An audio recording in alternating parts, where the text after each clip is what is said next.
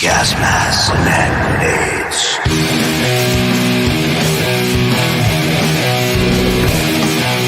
Gas masks and hand grenades.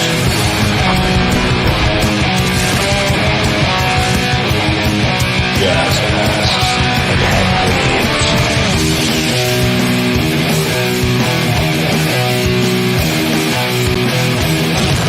grenades. Gas masks and hand grenades.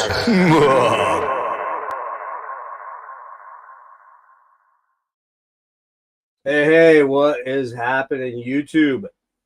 It's Gas Masks and Hand Grenades. I'm your host, Jeff, and today I have as a guest today, my guest today is bassist, backing vocalist. Actually, quite frankly, he was really like the harmony vocalist. He did a lot of the lead vocals, quite frankly. Songwriter and often the album artist for Houston-based multi-harmony drenched alternative metal band Galactic Cowboys, which emerged in the late 1980s. And frankly, they were just super criminally underrated, and we're going to talk a lot about that. He's also done 3 solo albums under the moniker Crunchy, in addition to being primarily a professional portrait artist these days. He has a podcast that he has been doing since the early days of podcasting. I believe he got started around 2008. We'll talk to him about that. He's also a Kansas City Chiefs fan, for which I probably should have disqualified him from being on my stream, but at least he wasn't a Patriots fan, so I can live with that. If he was a Patriots fan or a Steelers fan, it would be a no-go. But anyway,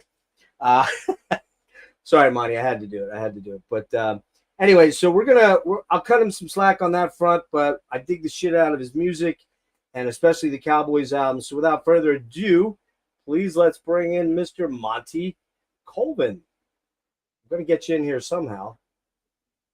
Hey, there we go. How you doing, man? What's happening, buddy? Hey, good to see you. Glad to be here. Cool intro. Man. Thank you. So you like that? A little bit of silliness there, right? You know, it's okay. One of my very best friends is a Kansas City Chiefs fan. About once a week, he sends me memes of Patrick Mahomes and says, "Suck it, buddy. Get ready." So, I try not to gloat, you know. I would gloat. I'm a Tennessee Titans fan. You know, we spoke about that back and forth a little bit. And we've kind of owned you guys during the regular season, but we never get past you when it matters most. I thought for sure in that playoff game, what was it, 2 years or 3 years ago? 2 years, 3, 2. Whatever. The championship game in Kansas City when it was like 12 degrees out. I'm like, we're up. I forget what we were up. We were up by like 10 points at one point in time. I'm like, we're going to do it. We're going to do it. Yeah. And then Pat did that disappearing 50-yard run, and I was like, we're not going to do it. We're just not. We're not going to win, you know? So, well, man, good to have you. Go ahead. Sorry. I was a Titans fan when they were called the Houston Oilers. The Oilers, dude. Dan Pastorini. Yeah. My first game I ever saw, second game I ever saw. I'm lying. We're dating ourselves here a little bit. My second game I ever saw was at the Astrodome, which I don't think is there anymore, right? I think it's actually still standing by the other one. They don't. I don't know if they use it for anything. Okay, I thought they blew it up. Empty, but yeah, it looks like a little bitty, toy next to the one you got, but.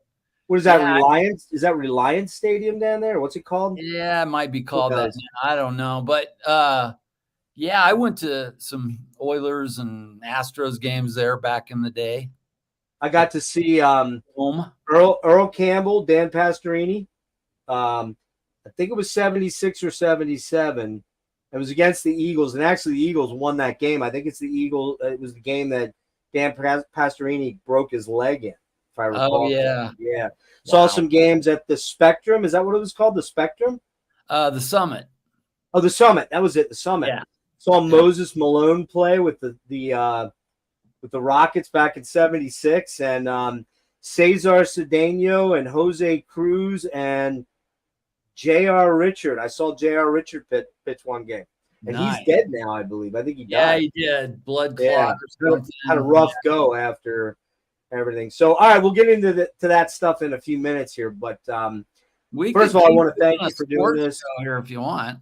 What's that? We could keep doing a sports show if you We want. we'll do that at the end. We'll talk a little bit more sports stuff, but I don't want to keep you all night, so I kind of want to get into music stuff here. But it's kind of interesting how I came across you on Facebook, and I'm like, of course I knew the name, and right away it was like, oh man, Galactic Cowboys, what have they been up to? You know, one of those things. And I kind of dug back a little bit. I'm like, damn man, they got more albums than I remember them having. I kind of recalled there was some on again, off again stuff with you guys, because I think I saw on YouTube there was some footage of like some reunion gigs around 08 or 09 or something like that.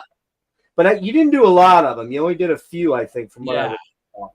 And the weirdest thing about your band is that, and we'll just get this out of the way now, you've got this tie-in with one of my other favorite bands. One of my all-time favorite bands from Houston, like you guys, is King's X. So I don't recall exactly how I found out about you guys in 91. I'm assuming it was through the King's X affiliation of some sort. I may have seen I'm Not Amused on Headbangers or something. It doesn't really matter. It's just like once I saw you guys, I'm like, damn, man, these guys are freaking heavy, man. But you were heavy, but you also had this crazy, crazy harmony vocal thing that was going on that a little bit King's X, just but more your own sort of thing, and a lot more Beatlesque than anybody else I'd ever heard doing that, certainly in metal. But you guys were heavier than King's X in a weird sort of way. Because you did you did more like a sort of a thrashy sort of thing at times with your, so there was more of like maybe a Metallica influence or something like that, like the thrash era stuff going. So, but before we get into that, let me start with asking you some sort of formative years questions and let you talk, and I'll shut up here. Tell me about your first memories of music and kind of how that early exposure to music, whether it was gospel music or pop music. And you're a couple years older than me, so you are a true kid of the late 60s and early 70s. Yeah. I'm more a kid of the 70s, the early 70s, the later 70s. And so tell me a little bit about, what you remember first as your first indoctrination into music. Well, I grew up in a Christian religious household where my folks really wouldn't let me listen to anything except gospel music and gospel quartets and things like that. So I grew up singing with my parents and learning how to do harmonies and things like that. My brother was always listening to the Beatles, though, and they wouldn't let me listen to the Beatles until I was like, later on in high school and stuff, when they just finally said, all right, go ahead, listen to whatever you want. But in the meantime, I was smuggling in, albums by The Who and, Peter Frampton and stuff like that. So,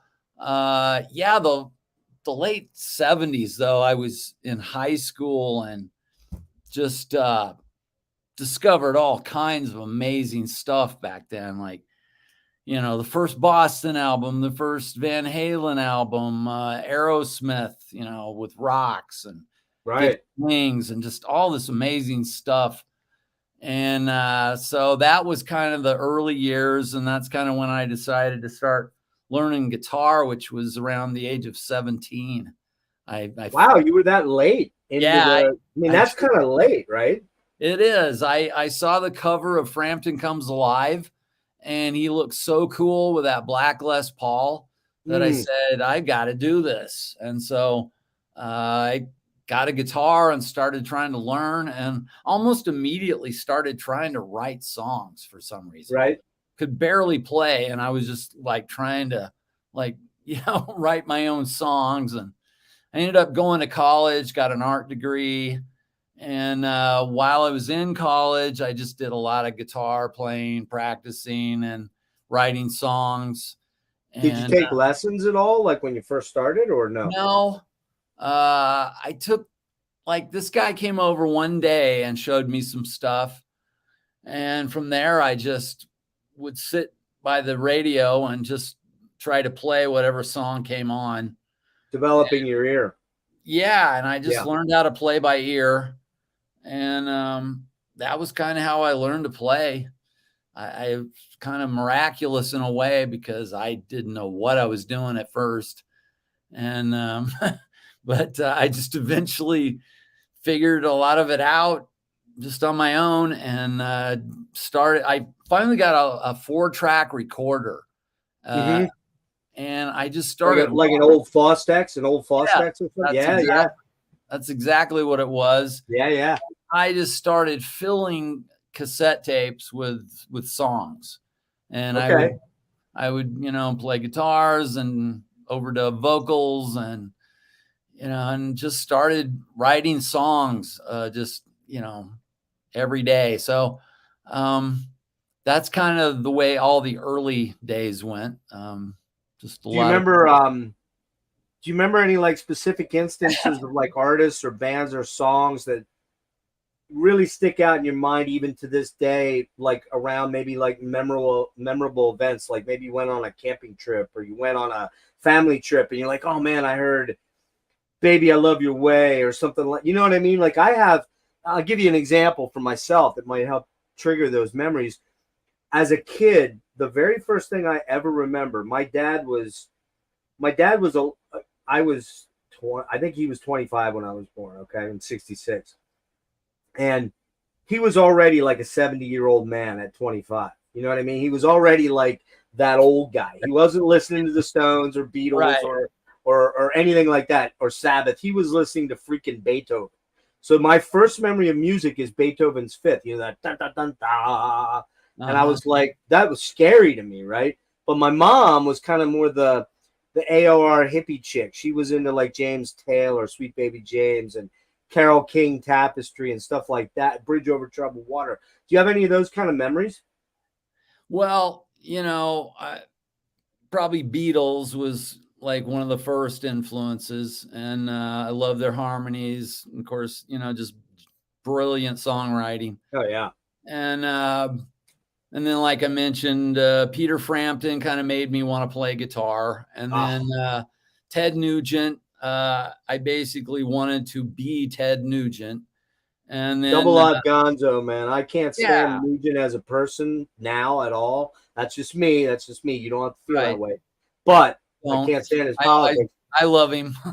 But man, as a guitar player back then, that freaking dude was, Double Odd Gonzo, Great White Buffalo, and Stranglehold. Oh my God, man. Yeah. Just his whole thing, just the way he looked and that. I mean, I was a very shy kid, and I didn't do well with girls or anything like that early on. And so he just personified that whole thing of this outrageous, crazy macho rock and roll dude, right? Yeah, this guy. And I just was drawn to that. Like, I wish I could be that kind of crazy man, And so he was an influence. I went to see Kansas, and I, saw Kerry Livgren up there and learned about, his writing and so then I was amazing band. Steve Walsh, one of the greatest singers of all time. Totally agree. Yeah, totally agree. And so that was an early influence. And I ended up meeting Kerry Livgren, and I know. Well, let's get into that in a few minutes. We can talk about that later. But what's your favorite Kansas album, out of curiosity? It may be still their first one. Really? Okay. Yeah, I still love that one. I'm a Point of No Return guy. I freaking love that album. That one was great. And Song for America is great. And Left Overture, obviously. Yeah. Phenomenal. All that those first 5 or 6 Kansas albums are almost untouchable, man. Yeah, definitely. How about Frank Marino? Were you a Frank Marino guy at all? Yeah. I mean, I had his live album. That's the first one I heard, man. It was like. Yeah. I heard Electric Reflections of War in 1978, and I'm like, what is that? I have to be able to do that, you know? Yeah, definitely. Cool, cool. So you said you started playing guitar not until like 17, so you're in high school at that point. Yeah. Did you get into any bands at that point, or were you still just fumbling around till you? Yeah, believe it or not, I didn't I wasn't in a band until after college. Yeah. Yeah, I joined this cover band after college, and we would tour around and play, these little bars and places like that. We were doing, I was actually playing guitar back then, and Right, right. yeah, and so You're in Kansas City at this point because you're originally from Phoenix, right? Or not Phoenix, but Arizona, right? yeah, Phoenix, Arizona is where I You're grew up. Phoenix. Okay. And Okay. then, yeah, I was living in Missouri at the time. And yeah, we'd tour around like this 4-state area, like Kansas, Nebraska, Colorado, just, Wow. yeah, doing these, little clubs and bars and This is stuff. while you're actually in school, or you're done with school now? I was done with Oh, school you're at that done. Okay. point. So Yeah. you're in the 22 range, 21, 22, 23. Yeah. Yeah. Yeah. And yeah, we just played covers and Loverboy and Bruce Springsteen and Oh, man. all this stuff. And I got tired of it pretty quick, and I ended up getting married and quit that band. But about a year later, I got offered a job down in Houston. Strangely enough, they needed a bass player, and so I didn't even own a bass at the time. Okay. But I was thought, man, that would be cool. So I went and bought a bass, and I was like, Can you tell the story about are you in Springfield or are you in Kansas City? I was actually in a town called Nevada, Okay. Missouri, and a little town. There was nothing going on there. My parents lived there, Mm-hmm. and but I'd gone to high school there, and so yeah, I just gotten married, and I was like, we Well, gotta get. how'd you get hooked up then with the Morgan Cryer thing? Were you actually involved with? Did you meet like Doug and the guys in the King's X guys? Because they weren't actually called King's X initially; they were called Yeah. something else.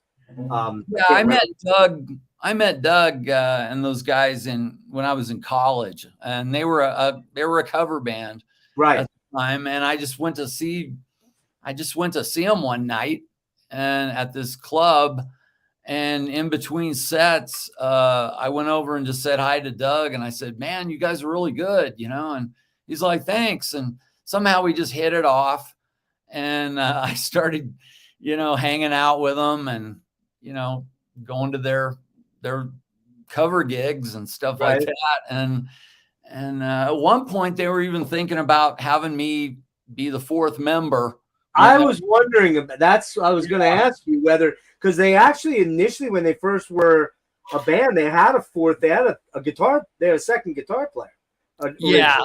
Yeah, they were more like Thin Lizzy or something, Right. They have these guitar battles, and I just sit there with my mouth open, just watching everything they do, watching their hands, and it was kind of a learning experience, and I was learning how to, everything from how to make out a set list to, how it all worked, being in a band. Right. And so anyway, I hadn't even seen them, probably in a couple of years, but they, turns out they had gone to Houston to play with this guy named Morgan Cryer, who was a Christian artist. And then they decided to leave, and he needed guys to play in his band. Okay. And so it was actually through another friend who knew Doug too, who was living down in Houston, but he was like, "Hey, Monty could do it. Monty could play bass." Right. And so the guy, Morgan, gave me a call and said, "Hey, would you like to come down and try out for this band?" And so I did, and I got the job and moved down there, and that kind of kicked off my music career, kind of a stepping stone.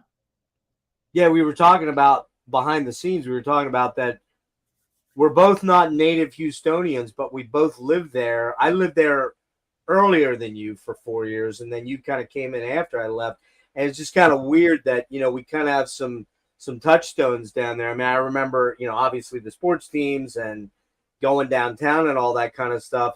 Going up to San Antonio and doing the Riverwalk stuff like that in the summers. And going to Nacogdoches. I mean, Texas was a pretty cool place. I didn't really like the rattlesnakes and copperheads though. That was like I did. Yeah. I'd always go out in the woods out behind our place in a new subdivision we had, and invariably I would almost always find snakes.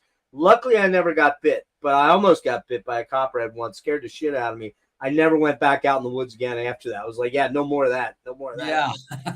Yeah. So you go down to Houston. You're doing that thing. And then at some point, are you internationally touring or nationally touring with this guy? Yeah. Okay. It was U.S. tours. Okay. And, it was actually really fun. We played some festivals and stuff like that. But we traveled around in a van, and Were you mainly playing churches or large churches? No, it was all kinds of places. It was gymnasiums, theaters. There were a few churches in there. You'd have to set your amp up by the pew, or something. Yeah, right. And it was all kinds of different places. And then we played this festival in Pennsylvania, I think it was. There was like 30,000 people there. Do you remember where? It was like this festival in Pennsylvania or somewhere. Remember where in Pennsylvania at all? I'm in Pennsylvania. That's where I live. PA, I don't remember. I don't even remember what it was called. Maybe, I don't know, Creation Festival or something like that. But there was another one in Chicago that I think still happens called Cornerstone. We played there. You were all original material with him, right?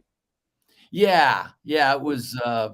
It was original gospel. He had he had like 3 albums or something, and he was like a contemporary rock guy, sort of like Christian contemporary rock. Yeah, it was kind of cheesy pop kind of stuff, right? But it was fun. Did you get to write it all for him or with him? No, he pretty much told me, "Nah, you don't know how to write anything memorable, so I'm not going to use any of your stuff."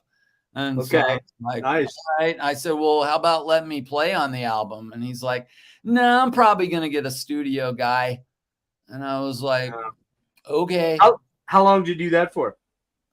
It was about a year. It wasn't that long, but it gave me a lot of experience, just being on stage and big stages. And you're getting a salary, you're getting a paycheck every. Yeah, it wasn't much, but at the time I was just like, hey, this is just a great opportunity. Sure. And so I did it, and I'm glad I did. It was a real stepping stone to everything else I did. Well, so then speak to that a little bit. How did you then come to be involved with the guitar player? I don't remember his name. I didn't write it down. I'm sorry. For The Awful Truth, and you also met Alan Dawson. That you guys, were you just a power trio then? Yeah, we started this band called The Awful Truth. Okay. And we played just everywhere in Houston for about a year. And we had a bunch of label interest, and things just, personality wise and some music wise, I wanted to get really heavy with it. And, the guitar player wanted it to be more of a, Cure, Susie and the Banshees kind of thing. And you put those two things together, and it was actually pretty cool. Yeah, I didn't get a chance to listen. I apologize. That's one I did not listen to. Yeah, so we were on our way to getting signed, and Alan and I, the drummer, we finally just went, we're gonna do something else. And I Sort of didn't did know that. if we'd ever have another chance to get signed or anything Right. again. But I was just like, I'm done. But I almost immediately just started writing my own stuff and writing new songs. Alan and I got together and started putting things together, and then we went out and started looking for other guys. Yeah. So how'd that come about that you met Ben and Dane? Yeah, they were kind of fans of The Awful Truth, and they'd come to our gigs. Cool. And we met them there and hung out. And then after I quit, Ben was like, "Hey, think I could play with you guys, And so we got together with him, and that sounded good. And then we added Dane, and we put all those harmonies together. And we were like, "Wow, this could Yeah, be all cool." four of you guys can sing, right? All Yeah, four. we Right? did. Yeah. We were doing these 4-part harmonies, like Rare. from the Super very rare. beginning. Yeah. And that was kind of the vision. I wanted to do this, I wanted to be, really heavy like Metallica, but I wanted the vocals to be, huge and, have these really sing along type vocals, harmonies and Just a melody. lot of melody and in with the Yeah. heaviness. Yeah. And I loved, I loved thrash and all that, but a lot of times it wasn't as melodic as I wanted. Right. Right. I Yep. thought, if we could make this just like really, catchy, Which then is really unusual because not like you said, nobody was really doing that. I mean, yeah, there was, Merciful Fate kind of had a good bit of melody, but a lot of the thrash bands back then were kind of going away from that. They were trying to get more harsh and more, that it's not to say that there isn't melody in Metallica or Anthrax or any of those bands. There is, but it's not the focal point. Whereas with you guys, it kind of was the focal point in a lot of ways, was really melodic, incredible vocal harmonies, multi-part harmonies where you're all kind of singing lead lines in a weird way. And then there's these thrashy, heavy, riffy things, but then you were also adding a lot of cool acoustic guitaring because I think Ben predominantly played a lot of acoustic live, right? Like yeah, we had a couple songs where he'd play acoustic, and we were on tour. Our first tour, our first official tour after our first album came out was with Overkill, and we'd walk out there, and Ben would have that acoustic guitar on, and those fans would just immediately start flipping us off like we were going to be, Air Supply or something. Yeah. And so a lot of that was rough because I don't think a lot of people got it. They were just like, what the hell is this? And so.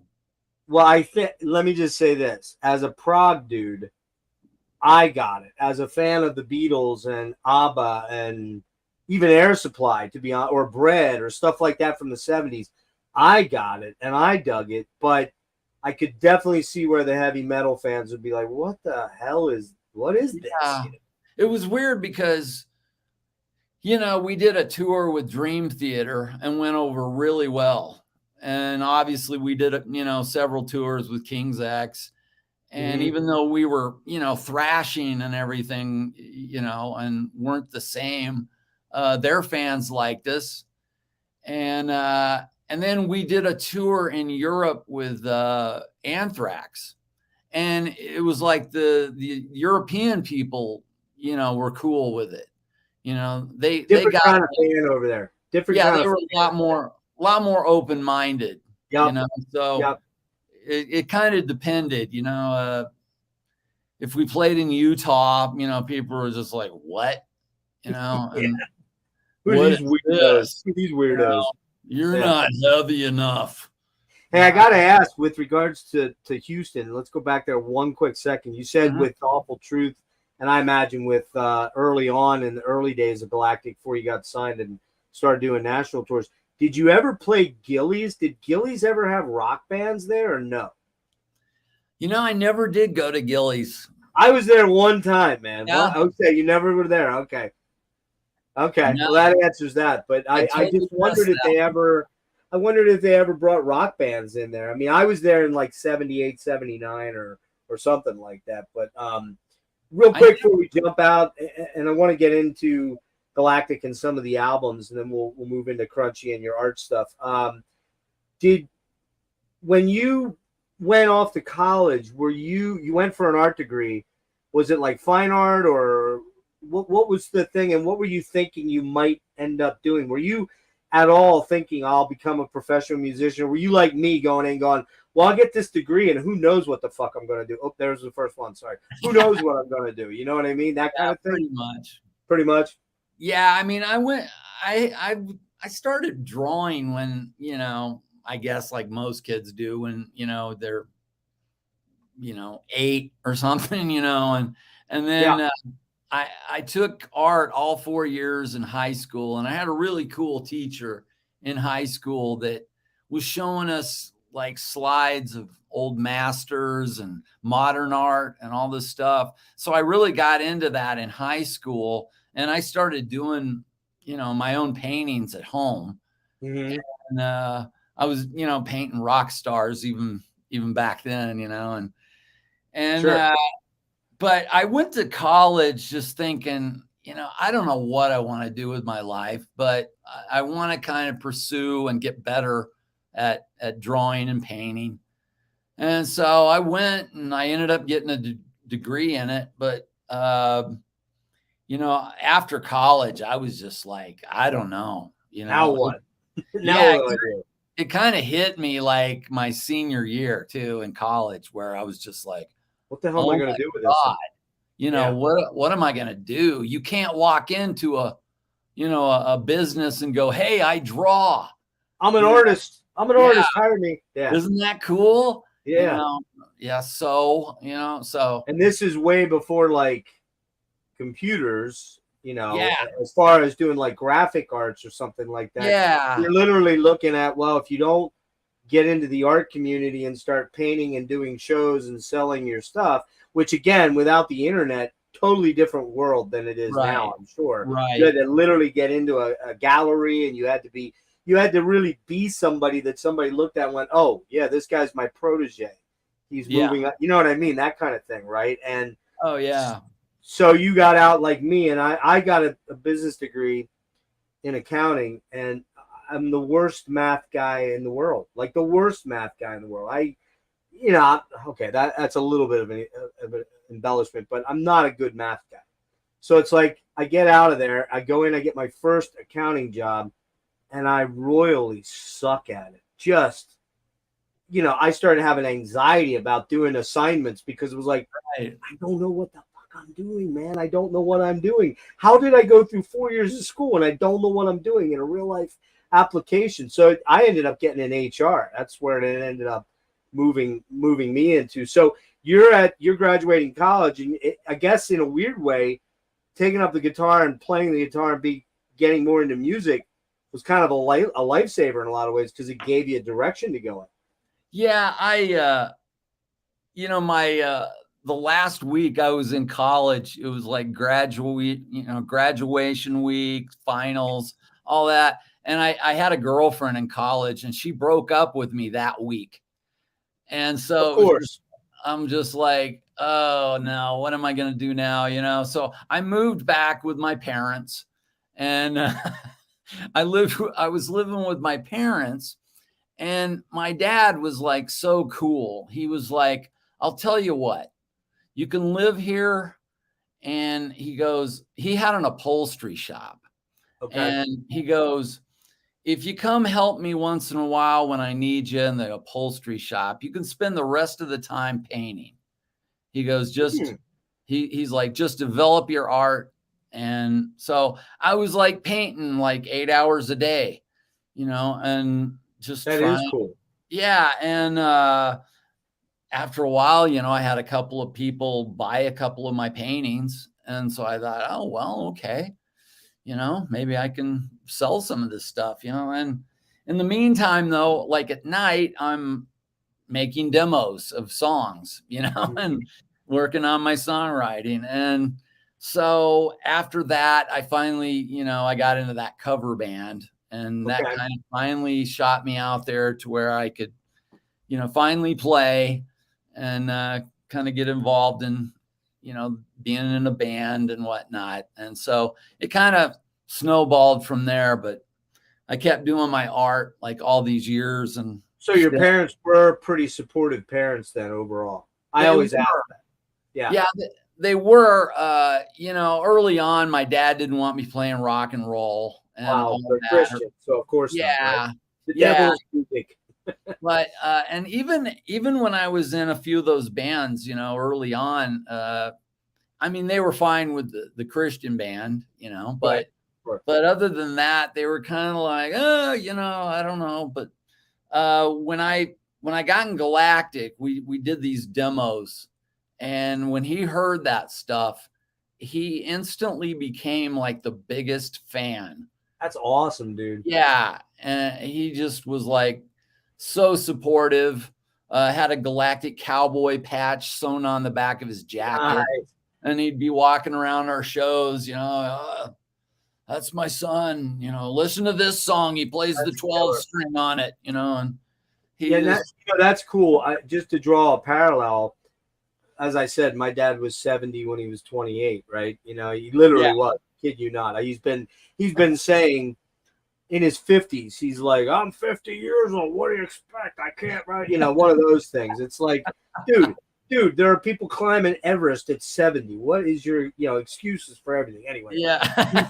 we don't really get along, especially politically. He's very right. I'm more centrist and little left, and he does not. We don't talk politics because it gets very ugly. But he doesn't understand the music I've been into for my entire life. So he would have, quite frankly, I played in cover bands, never came out, never showed up, never supported. That's why I asked that, because it's like, I'm a pretty good guitar player too, and played in bands. I never took it to that next level because, I was in a band that actually went out to LA and got signed, but I left and stayed home because I met a woman and I was a little older than they were. And I'm like, well, I'm just going to stay here.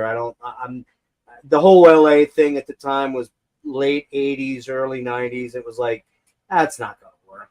They're never going to get signed. And then they did get signed to Virgin, band called Swingin' Thing. So, but, and I was like, man, I wish I would have went now. But, it was one of those things where I'd have been the guy that went out to LA and ended up probably dead from excessive partying. And because I was that guy, which I don't think you were. From what I understand, you were not that guy. So never. When you get done, when you guys get together finally, Galactic, and you start nailing something, a sound that you want, a vision that you want, and I think all of you guys were unanimous. This is how you wanted to sound like and be like. How did the situation occur that you end up being signed? Explain how that all came about, like what you were doing. Were you playing a lot around the Houston area? Were you moving out? Were you playing over in Louisiana and Oklahoma and stuff like that? Or how'd that go? Well, we got a huge break. Well, when I was in the Awful Truth, we had the same manager as King's X, and they were just kind of getting started. Yeah. And Sam Taylor was going to manage us. Well, then he decided he wasn't going to manage us anymore, but he told me, hey, if you ever, start another band, I'll manage you. So I was like, okay. And so when we started Galactic, we played him our demo and he loved it. And so he started managing us. And one night I was over at Ben's, and I think Alan was there too. And we were just hanging out, and the phone rang, and it was Sam.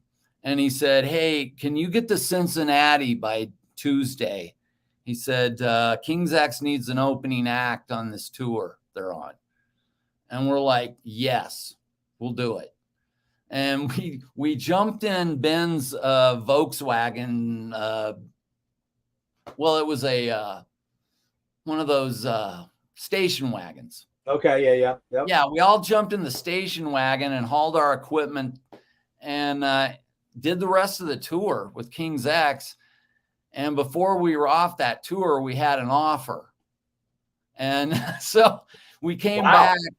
We came back and Sam's like, well, we're not going to take the first offer. We're going to do a showcase. Yeah, right. Sure. Well, we did a showcase and a guy from Geffen showed up the night before the showcase. He's like, I want to see you on my own. I don't want to go to the club and, go through that. Well, his name was Gary Gersh, Right. and he signed us and to this huge deal and told us we're going to be the biggest band in the world. And it looked like everything was going to be great. But Gary also signed that year Nirvana. Yeah. And so I really don't need to say anything else. From then on, it was just kind of like everything. Well, your album came out, the debut GC album came out a month before Nevermind, who already did actually have Bleach was out, right? They had that first. Yeah, thing. I think people forget that. People forget. They think that Nevermind was like Nirvana's first album. It's not. They had that Bleach thing, which was a little more punky, a little more abstract and whatnot. But so that comes out. But real quick before we jump into that, where did you end up recording the debut? Was it in Houston? Was Sam producing or? Yeah, we recorded it at this little studio called Rampart. Rampart, yep. Mm-hmm. Yeah. And King's X had also done their first album there. Yep. And we recorded there. We did a video for I'm Not Amused, and it played on MTV. And, for a while it looked kind of promising, but Geffen just really stopped kind of promoting us. And how quick into the cycle? Like, was it right after the album came out or even before it came out or what? Well, one thing that hurt was we kept waiting for Guns N' Roses to release Use Your Illusion. And that's right. That was on there too, right? Yeah, that was on Geffen too. And they kept going, oh, well, we're not going to put it out, right in the midst of this. Yeah, they didn't want to kept waiting and waiting and waiting. And we actually sat on that album for a year. Oh, no kidding. I did not know that. Wow. Yeah, we were just sitting at home and, if they could have just put it out and gone ahead with it, it would have, it would have given us some traction before the whole grunge thing took off. Sure. Yeah. But, we were just sitting at home waiting. So it really should have come out in 89 or 90 or like it should have come out in 90. Yeah. And instead it was 91. And later in the year, I think it's actually August 20th or 21st is going to be the 32nd anniversary, I believe, coming up. Yeah, I've lost track. I think it's 30. I think it's 32. But to get into that album a little bit, you again, we kind of talked about it. We hinted at it a little bit earlier on that it's a kind of a wild mixture of styles that if you just come into it blind, you're probably going to be like, what is this? Like, if you're a purist thrash head or you're a purist death metal guy, which death metal wasn't quite, well, I guess it was, no, actually death metal was kind of around at that point. 87, 88 was when Death and, Possessed came out in 85, stuff like that. But that didn't have near the traction that, the Guns N' Roses, the big bands of that era were still chewing up the Skid Rows, stuff like that. But it is a real amalgam of styles in that it's balls heavy, man. I mean, there are just riffs for days, crushing riffs on that first album. All your albums, actually, but on that first album, for sure. But it's kind of counterbalanced by this truly, and I say this with love, okay? Truly weird dynamic of these 3 and 4 part harmonies that you're like, they elicit memories of the Beatles and, those type of band, ABBA and things like that. It's just this crazy kind of almost pop harmonies. They're not almost pop. They are pop harmonies. Yeah. And so you almost this weird mixture of like super balls heavy heavy riffage stuff mixed with these vocal things. Was when you were proposing this to Geffen, they were loving this, or were they going, how are we going to sell this at all? I mean, did you ever hear those? Well, Gersh was like, this may take a while, but we're gonna keep doing albums until this takes off. He looked at it almost like a Pink Floyd kind of thing. Okay. Like where you'd take the listener on these journeys, and they were like these big production kind of things. Right, huge production, exactly. But yeah, we were number one having a blast, and we just felt this total freedom to do and try anything. Sure. And Sam Taylor was real into the Beatles too, and so there was parts on that first album that were kind of like Abbey Road or something. Absolutely. Sure. Yeah. And so everything we did just had this freedom to it, where we were we wanted to be heavy, but at the same time we were kind of goofy at times. We'd throw humor in there. Oh yeah, a lot of humor. Yeah.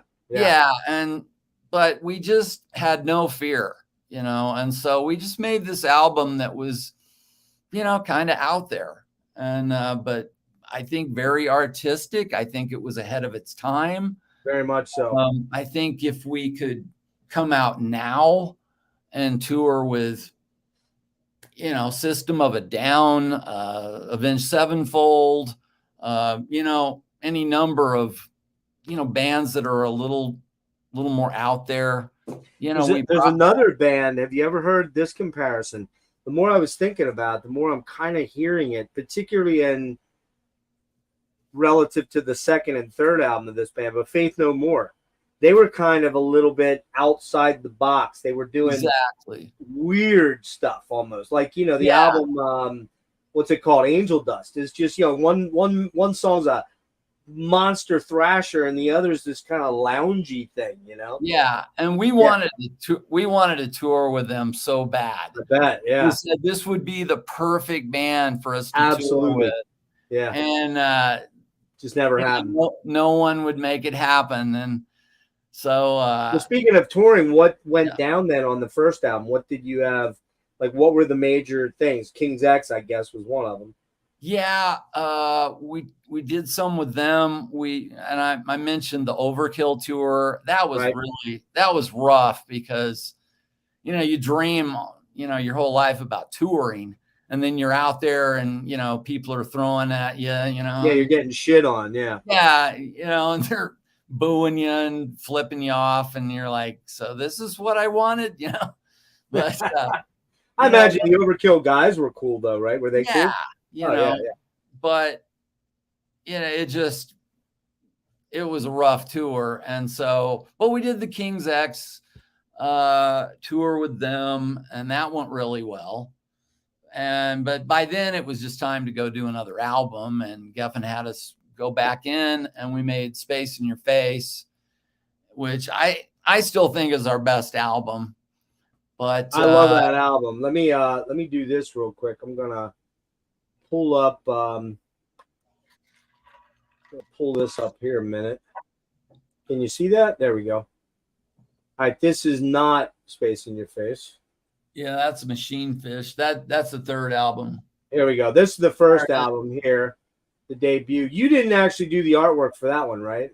Oops. No, Geffen didn't want me. I made some album covers that later on that were really cool, but they were like, no, we want to go with a photographer that we know, and so he did the second album.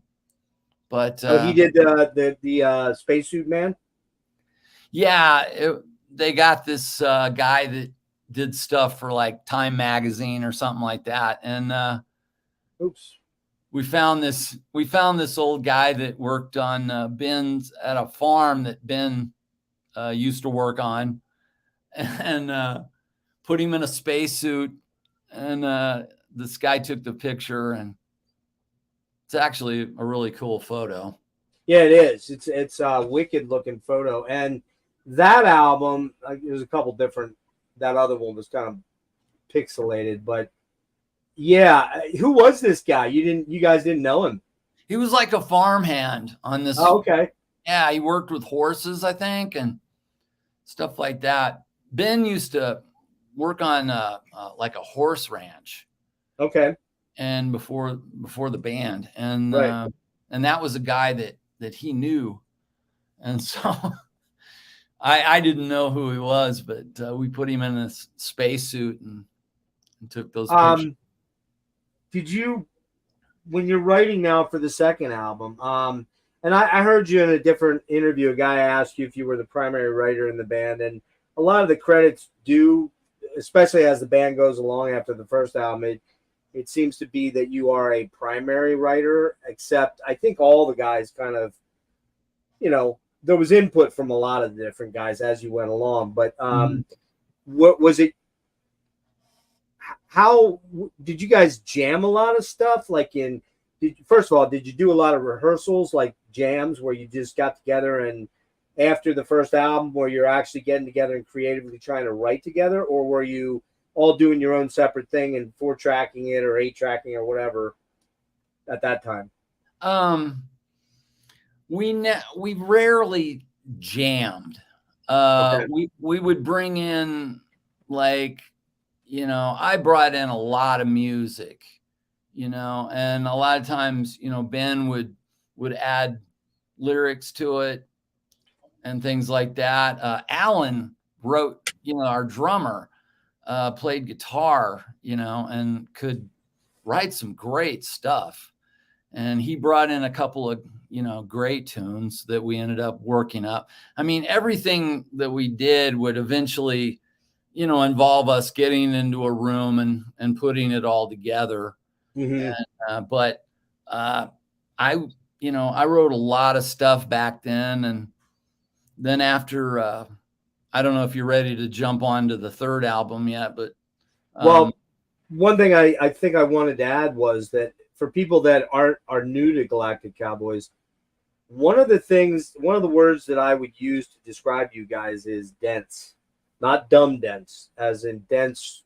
a lot going on, man. There's a lot going on, and I guess maybe a better way of putting it would be progressive, but not in the Genesis way or in the Yes way. It was more, you guys would add a lot of flavorings of a lot of different things. For example, I'm Not Amused. Just go back to that. Or wait, yeah, I think it's Amused.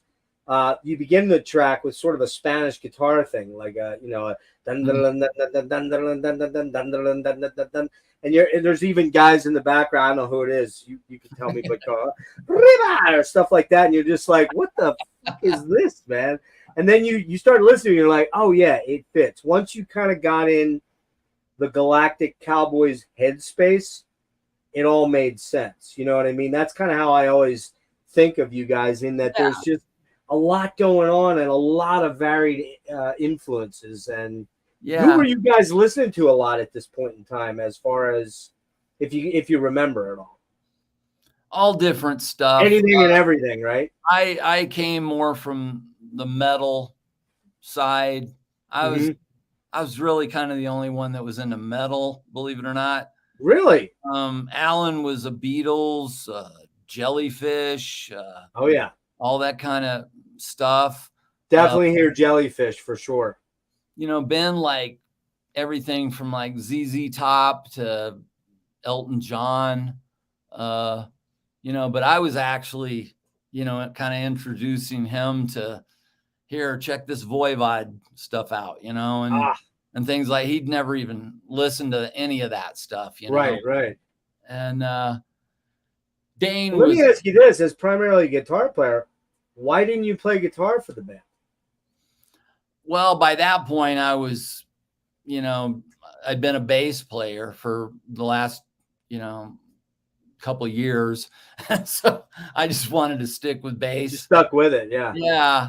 And I did think about it, for a while, just playing guitar, but we found Dane, and he really got the vision of what we wanted to do and could play the stuff, that we were writing.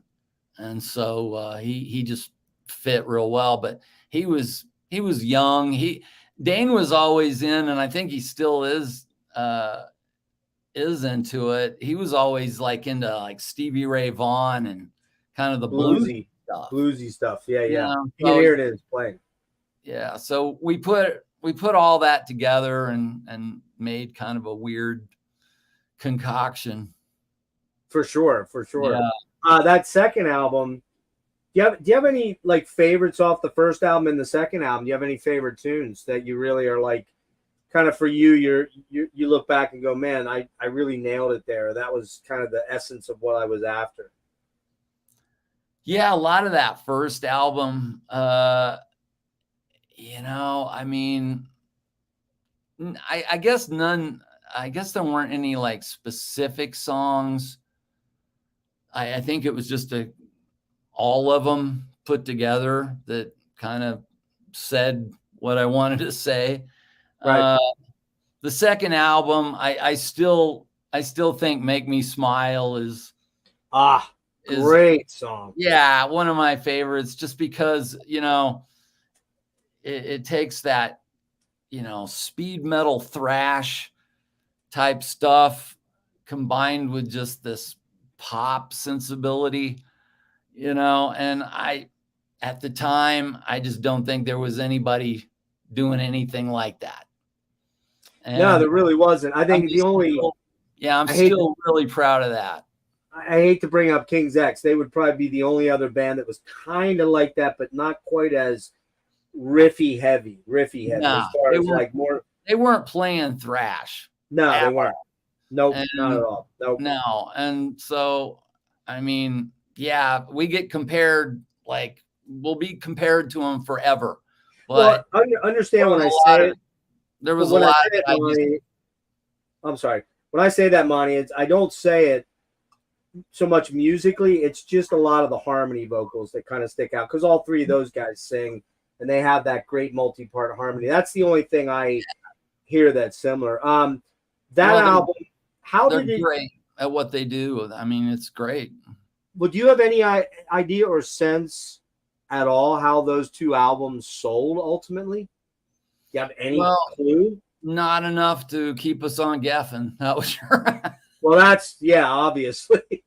We did a tour with Dream Theater on that, and those guys just loved us. Yeah. And which blew my mind, because they're just so, out there, virtuoso, stupid players, unbelievable musicians. Good guys, too. Really good guys. And Portnoy I'll never forget Portnoy coming up to me the day that Space in Your Face was released. And he goes, man, masterpiece, and I was just like, wow, this is one of the greatest drummers of all time. Sure. Yeah. And this band is, knows music and they love it, so yeah, I like what you said about, us being kind of progressive, Dream Theater guys, liked it, loved it.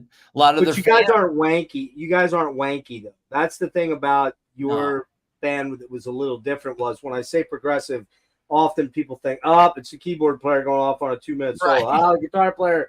You guys never did that stuff. You were always more about the song itself. So the sad part is you guys get dropped. Now, one thing I did want to, Justin, you may not want to talk about it at all, and that's fine. If you want to bypass it, that's cool. But during the production of Space in Your Face, you're working with Sam, and then suddenly that didn't go so well, or it just ended. Now, I've talked to Doug, and I kind of know a little bit about his story with Sam and how things kind of had to reach their conclusion. What can you speak to that at all, or would you rather just avoid getting into that? No, that's fine. I was telling my girlfriend the other day that, to me, Space in Your Face is like my favorite Galactic album as far as I think it's just the best stuff we ever did. It sounded the best. And all that. but that was some of the most uncomfortable time in the studio I've ever had. It was just like nerve-wracking, and just you could cut the tension with a knife sometimes. And it just I could tell stories, but I'll just skip that for another time. But I guess we were just going in different directions or something. I don't know, but there was a lot of just personal conflict between, at least me and Sam were drawing apart. And I don't know. There was just a lot of unhappiness during that time. And yet we all came together enough to make a really great album. Killer album. Yeah. Were you helping out on the production end a lot? I sense that you probably. Oh, you weren't? No, that was all. I mean, as far as, behind the board and all that kind of stuff, that was Right. Sam and an engineer. But, I had a lot to do with the writing and arranging of a lot of those songs, and so. It was just getting kind of. Yeah. Like yeah. Well, it just was really touchy. If you said the wrong thing, there might be silence for, the next several hours, or, it just got weird. And so, I don't know. So did he leave, or did you guys fire him, or did he see the project out? Yeah, he saw it out. And, I got to say too, though, there were some great times with Sam. He's, brilliant musical mind. But there was just a lot of things that were involved. I think he maybe had his hands on too much of what we did. Yeah. It was like he did the videos. He was doing, everything, producing the albums. He was our manager. And it just, I think it got maybe a little too much, but we ended up splitting and went with another manager. We got the manager for Pantera and White Zombie at the time. And, things, some cool things happened with them. And how much touring did you do then for Space? What all was that, the Dream Theater thing? And yeah, we did Dream Theater. We did a few weeks with Sabotage. Wow, really? Yeah, and I think we might have even done another King's X tour. But yeah, we did a lot of touring on that.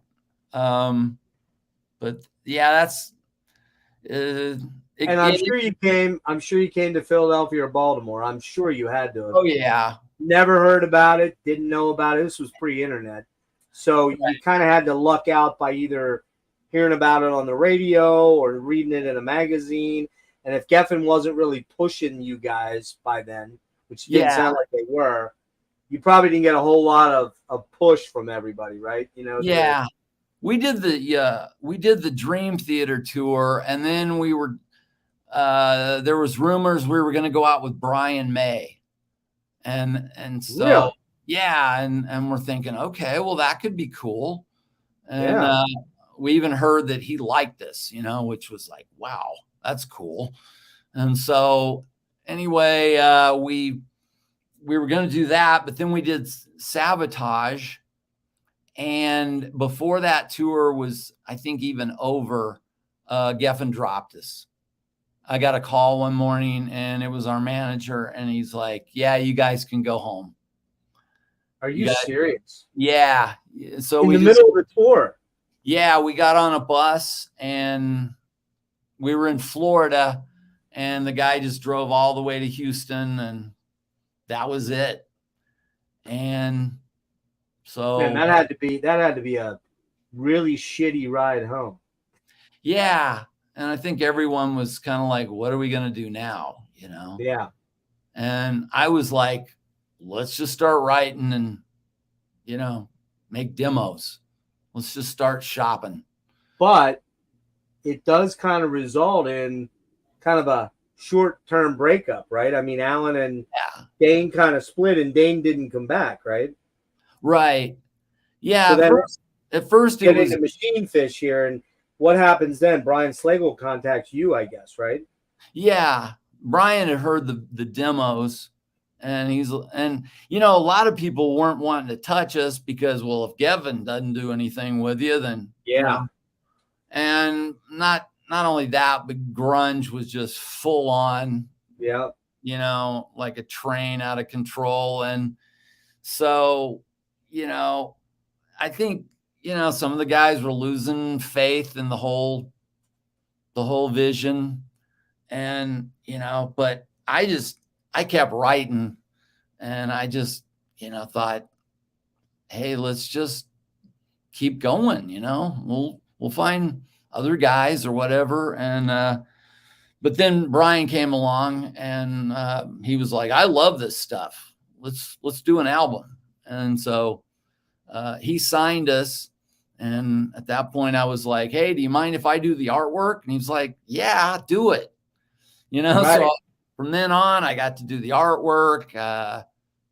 He was very hands off as far as what we wrote or did. He was just like, you make your music, I love it.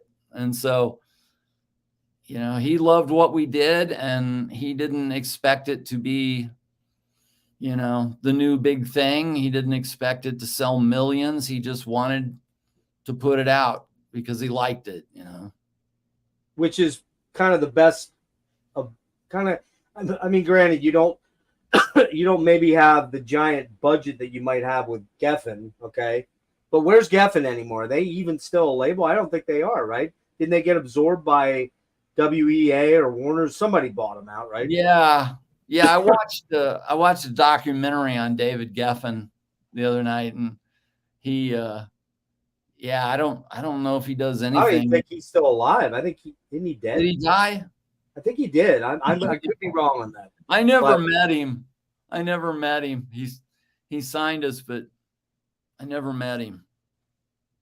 So you put out Machine Fish. I'm trying to find a picture here. I had it up earlier. Oh, here we go. All right, let me You got some guys commenting here? Yeah, I missed them earlier. I apologize. My friend Brian said earlier, Cornerstone was a huge fest in Western Central Illinois. I guess that's where you were at, right? Yeah. Well, yeah, we played there a couple of times. I played there with Morgan, and then Galactic played there one year. Really? Okay. Yeah. So here we go. Here is come on now. It's too big. Why is it so huge? I don't know why it's giant like that. Did you do the artwork for this, or was it somebody else? Yeah, I did actually. If you look at it, it's that is a machine fish. Right. And I built it out of some spare parts that I had in my kitchen. No kidding. There's a couple of light bulbs, and it's an old one of those electric knives. And I kind of tore it all apart and made a sculpture out of it. Okay. And then I photographed it with a fisheye lens. So you know what the eyes look like? I'm sure you've heard this a million times before. Eggs. It looks like 2 egg yolks. Yeah.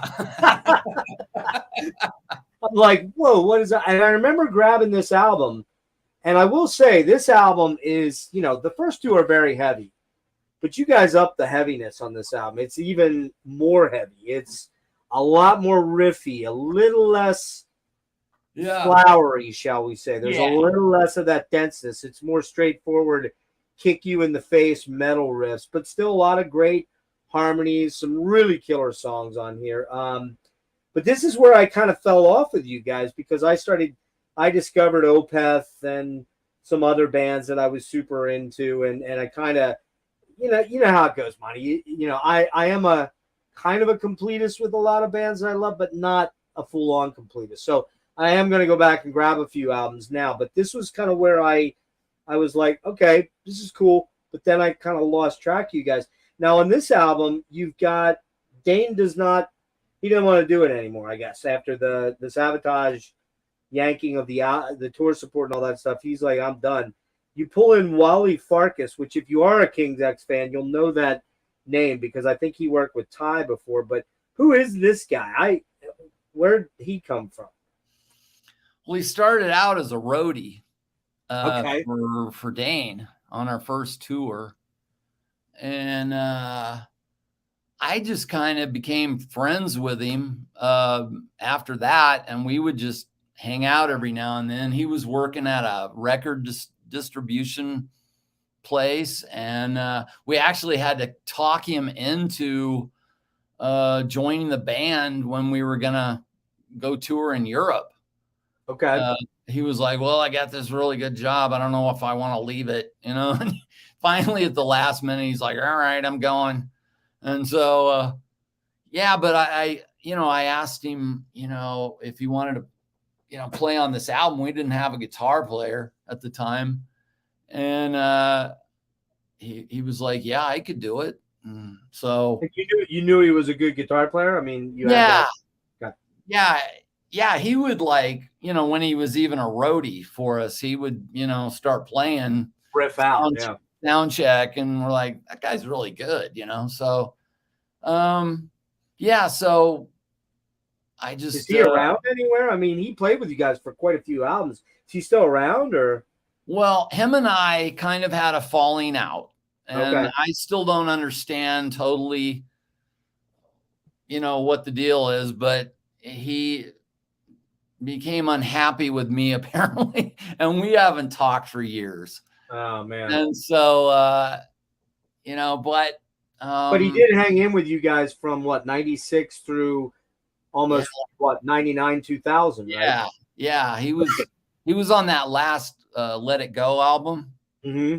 And after that we pretty much broke up again, so that skips over a couple of albums. But so you actually, though, you went to Europe for this album. Was that the Anthrax support thing? Yeah. Okay. Yeah. And then when you came home, did you get to do any touring in the States for it, or? We did a tour once again with King's X. Shocking how we're always compared to them. Yeah. I wonder why. I done about 9 tours with them, and so right. Anyway, let's see. I think that was it, though. Then you did Feel the Rage, which was an EP which had 2 originals and 2 covers, and you did a Kiss cover. And I wanted to ask you about that because you did I Want You, which is one of my favorite Kiss songs. Yeah. Were you much of a Kiss fan in the 70s? Did that have much of a... Oh, yeah. I loved them, and still do. Do you?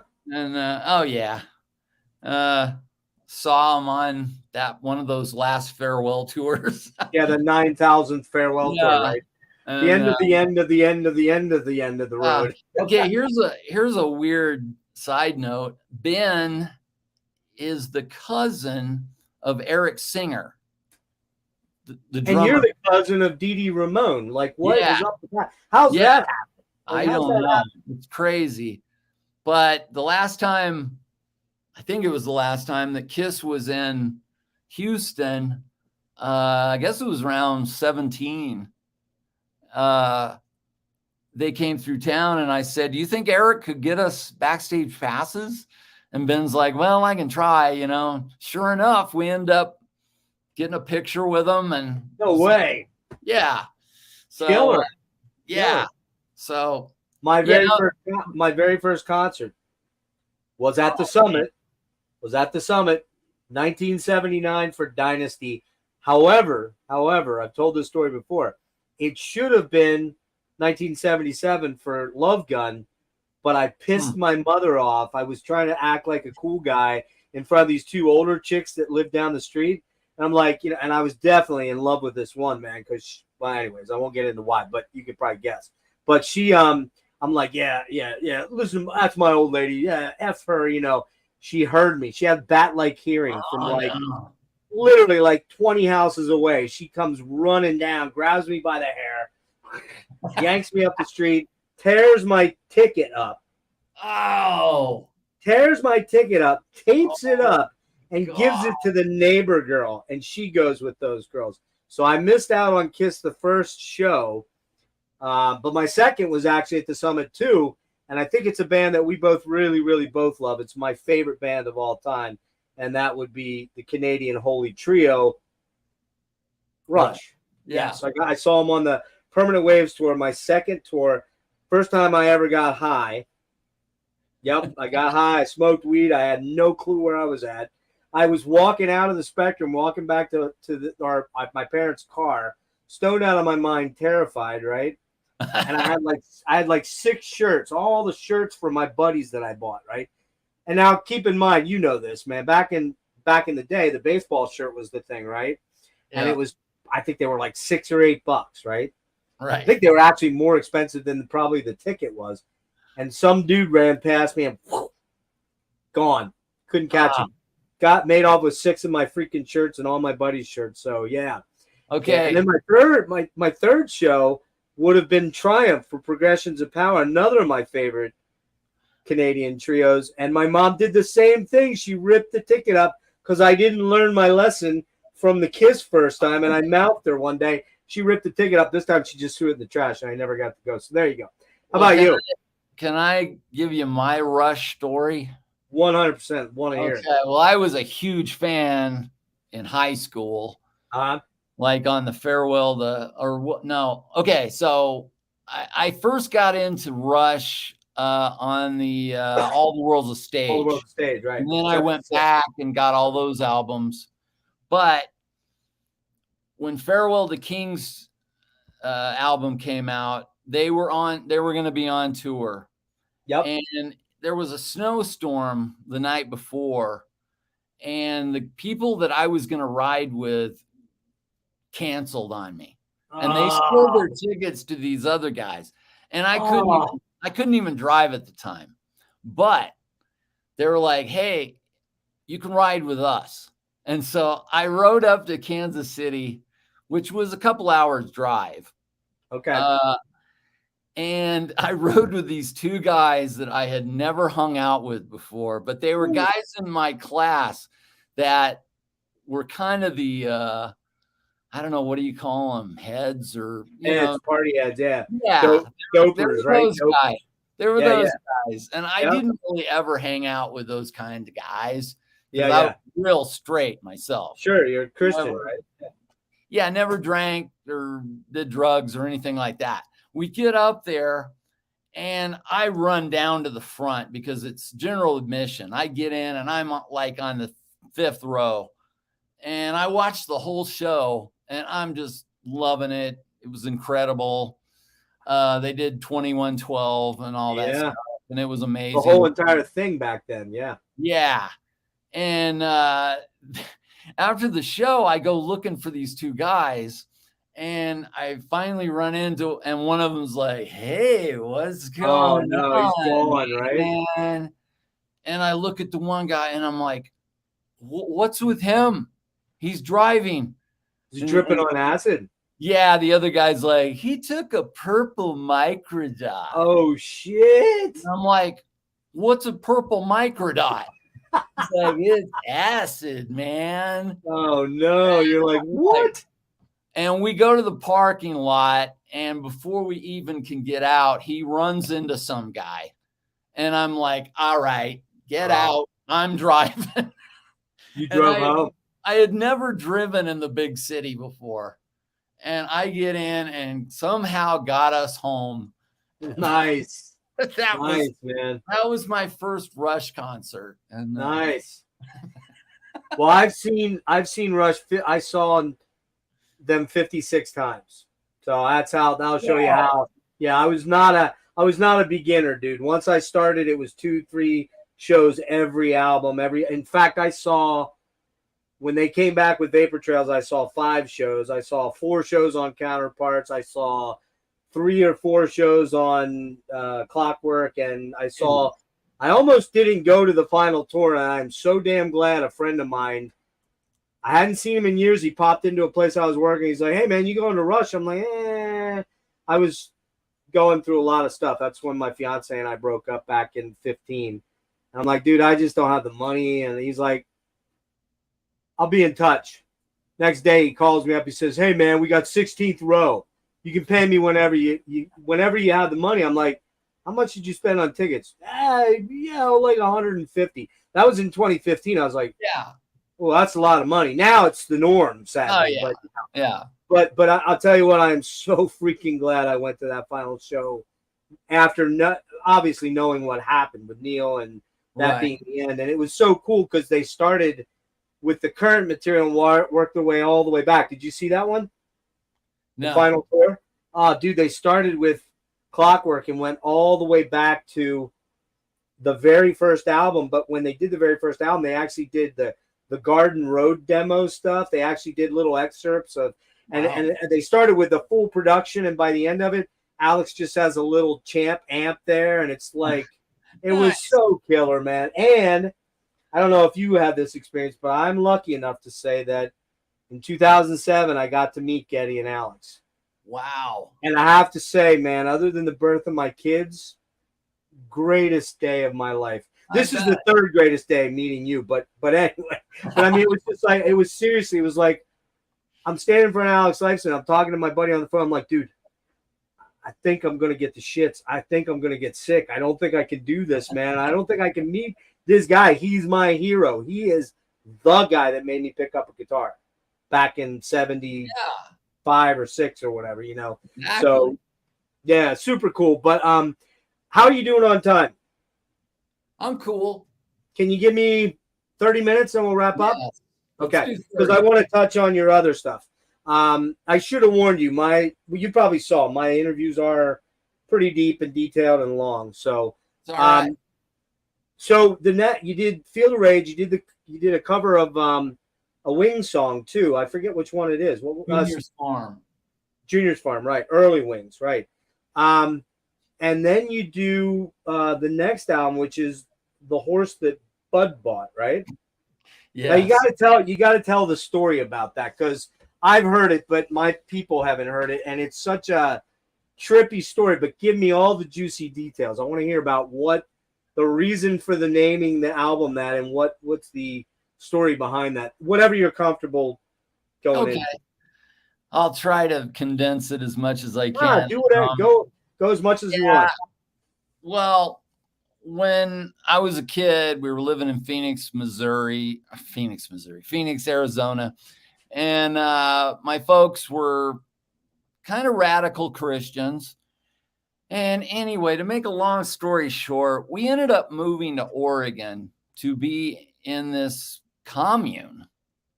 And it was just one of these Christian things where like 10 of us were living in a house and they were just like reading their Bibles all day and having meetings. And I was in there living with them.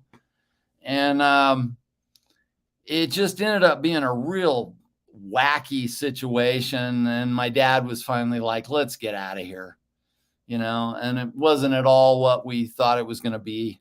Are we talking like a Koreshian weirdness or like a in a Jim way, David Jeffries or whatever, that kind of weird shit? Yeah, it was in a way. It never got to that point because we got out of there. Oh, okay, all right. Okay. It might have been headed towards something stupid like that. Yeah. You know, but we got out before anything too weird happened. But I wrote this song years later, called Oregon, and it was just basically about that experience. And there was a line in it that said, "We rode the horse that Bud bought," and that was just from an experience that had happened on. But there was a real horse, right? Yeah. Well, what had happened is my dad bought me a horse, and the people at the commune wanted it to be the commune's horse. Ah. And he was like, no, this is Monty's horse, you know?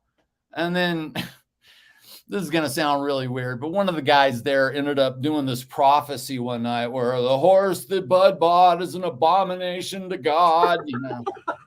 Wow. And that's when my dad just went, all right, that's enough. We're out of here. You know? Wow. Holy shit. That's bizarre. Yeah.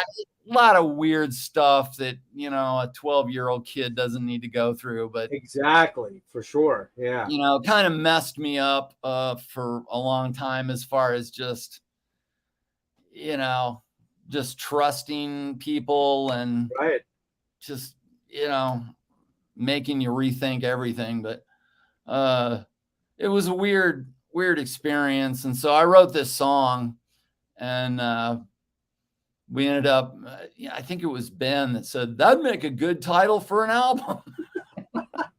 I'm thinking back now, I'm just like, no, it really wasn't. It wasn't a great album. Yeah, like That wasn't a good title, Ben. No. Who's gonna pick that album up and look at it and go, "Oh, this is a killer." What is? Yeah. That is a weird one, a little bit. It's like, yeah.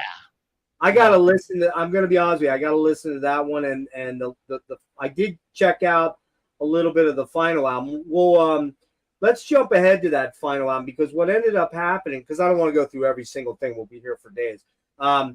You end up doing what? 4 albums for Geffen and the EP, right? Or not Geffen, Metal Blade, yeah. Right. And Brian's pretty supportive through all that. And then at the end of it, did he offer you an option to come back, or were you guys just kind of like spent? Just were like, yeah, we're done. Yeah, both. It was the end of our contract with him, and I think we might have been able to, do more albums. But by that point, it was just, it'd gotten really discouraging.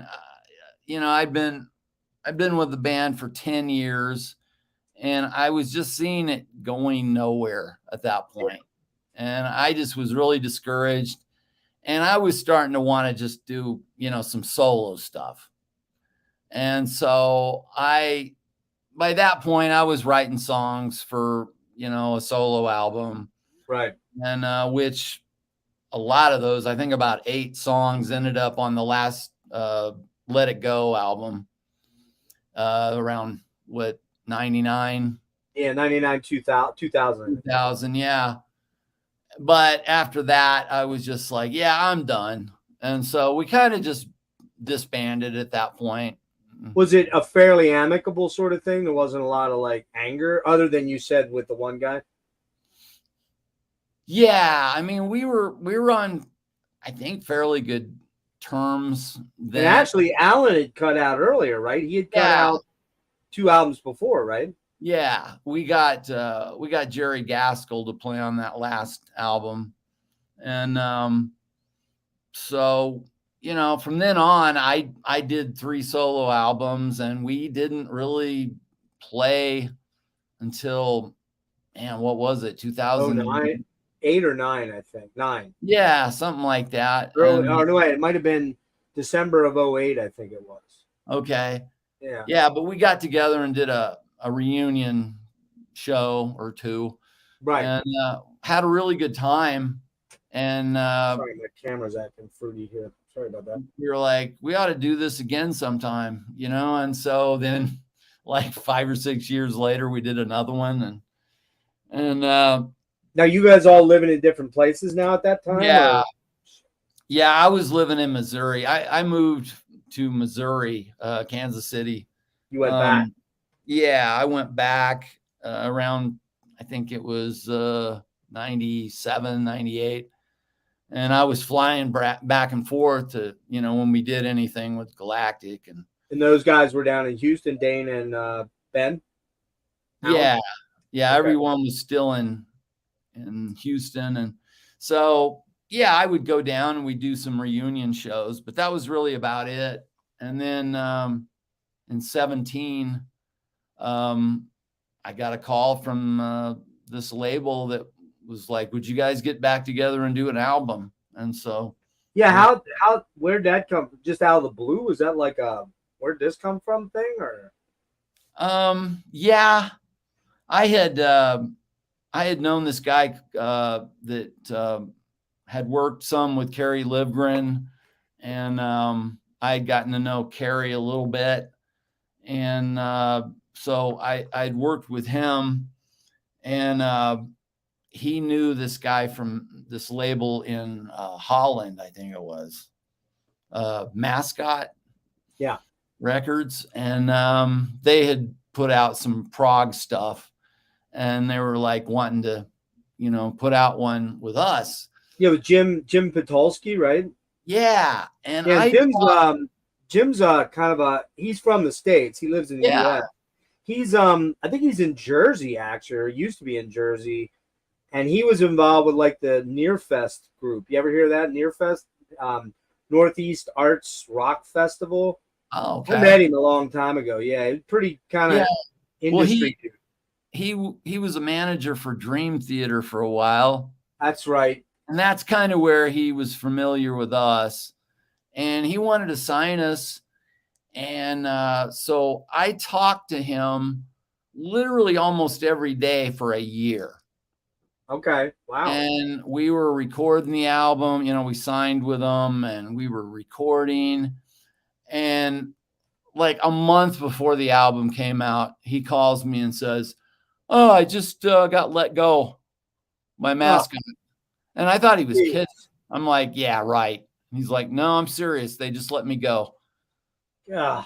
And I'm like, unbelievable. And so, Mascot went ahead and put the album out, but, they didn't do anything with it. And, once again, it was just one of those things where, we put out this really good album. It's called Long Way Back to the Moon. Yeah, I'm pulling that up here. I'm trying to. Yeah. And there we go. it just didn't get promoted very well. And this is kind of a return to form quite a bit. Quite like this one. And it's funny, I pulled up the artwork. I'm like, hey, man, they stole my logo guy. No, just kidding. No, I didn't. I really didn't. I know you didn't. I didn't have my channel. I didn't have my channel until 2020. So let me ask you this, man. Are you, and I think if I were you, I know how I'd answer this. Are you bitter at all about how this has gone? Because you, unfortunately, are one of those, you and the guys in DC are kind of one of those bands and one of those where you never got the right breaks, man. I mean, you got a break to get signed, obviously. So there's that. And you did get to put a bunch of albums out, which a lot of bands never get to do. So there's that, right? But do you ever feel kind of bitter or angry that it just seemed like things never lined up to make this?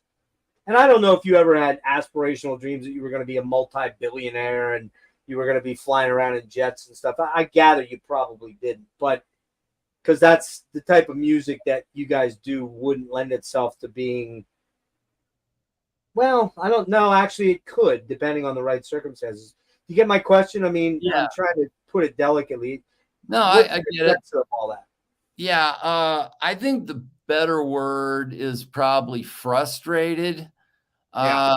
If I'm bitter, it's toward, industry weasels and managers and all that kind of crap that just, ruined a lot of it.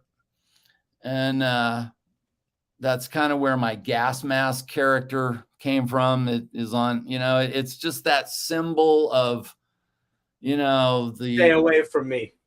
Yeah, well, it's these guys that, want to tell you what to do and blah, blah, blah. And this is how the industry works. And then they're the only people that make any money and screw you over and all that kind of stuff. So I've got a little bit of anger at that stuff, just all the industry crap, I did love Brian Slagle, still do, because he seems like a real purist when it comes to music. For sure.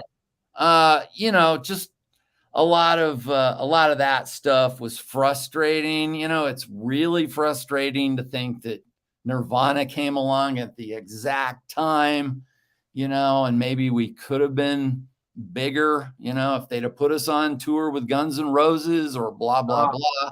All that said, we got to do some amazing things. And I lived out a dream that started in my bedroom playing by my, radio, trying to learn, Sammy Hagar songs and stuff like that, so I got to do it. I got to tour. I got to be on MTV. I got to be in a movie. I was gonna say we didn't talk about that. Tell us about that real quick. That's funny. Yeah, we got our manager that was managing actually Rob Zombie and White Zombie. They were going to be in this movie called Airheads, and one night after a show, he came to us and was like, "Would you guys want to be in this movie?" And we're like, "Yeah, of course we would," you know. So they flew us out there. We wrote this kind of comedy song that, you know. Yeah, you guys were called the Sons of Thunder, right? Yeah, the Sons of Thunder. Who came up with that name? Whoever wrote the movie. Oh, they had. Okay. And we didn't know they were going to put us in these stupid looking costumes, you know, but oh no, they did. And, you know, you see the back of my head for about 2 seconds. And oh jeez. But they actually flew us out there. We recorded a song. We were out there all day hanging out with Adam Sandler, and No way. yeah, it was a blast. But you know, Do you remember what you got? Do you remember what you guys got paid for that? I think the union scale was like each guy, I think, you know, was a few $1,000. No way. There you go. It was You worth know, the flight out and all the whining and moaning, see, right? you know, and then it's actually, you know, the royalties from just the little bit that it, you know, was in the movie.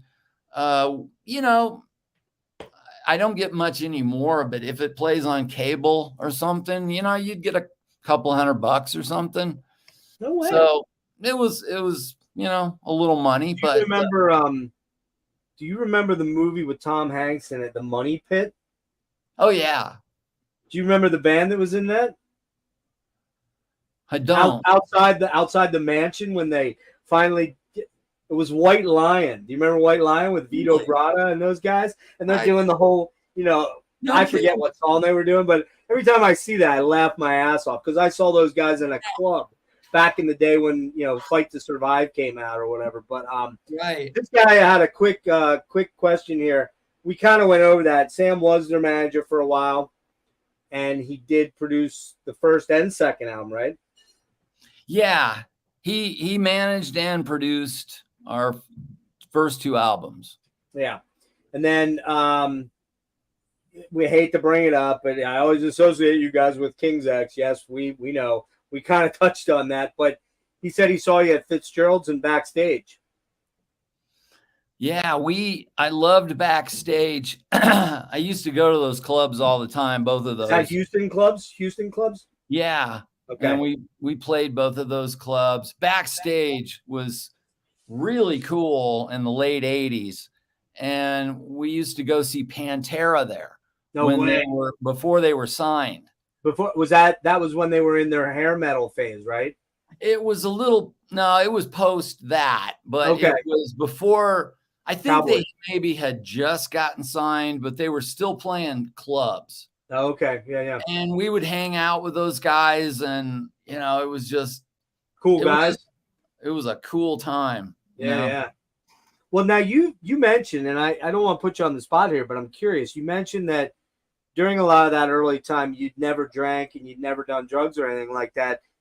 Did you always stay that way? Have you always been straight edge or never? Wow. Dude, from the moment, that's insane. From grade school till my old age. Dude, that is insane. You are a rarity, my friend. Yeah, me and Ted Nugent. Awesome. Yeah, awesome. That's killer that you're like, that's awesome that I mean, I envy you a lot. I never did really hard drugs, but weed and, you know, stuff like that and drank. That was one of the reasons I didn't go out to LA because I had a drinking issue for quite a long while that I knew if I went out there, I'd never survive it, you know, that kind of thing. Hey, tell us a little bit about Crunchy, and then we're going to wrap up talking about your artwork. Quick. Okay. So Crunchy, you end up doing after the band splits. After the final album with Wally, the final album with Metal Blade, and you want to do your own solo thing, and tell us a little bit about that. I wanted to do something a little more in the vein of like punk pop, I Green wanted to Day, make, kind of Green Day-ish, or like, Ramones, yeah. the Wild Hearts, just a lot of stuff that had metal influences in it, but at the same time, real catchy, poppy, Hmm. melodic stuff that had more of a punk edge to it. Yeah. And so I did the first one. I got signed to the small label, and once again, more bad luck. The label went bankrupt, and Man, dude. just as they were putting it out.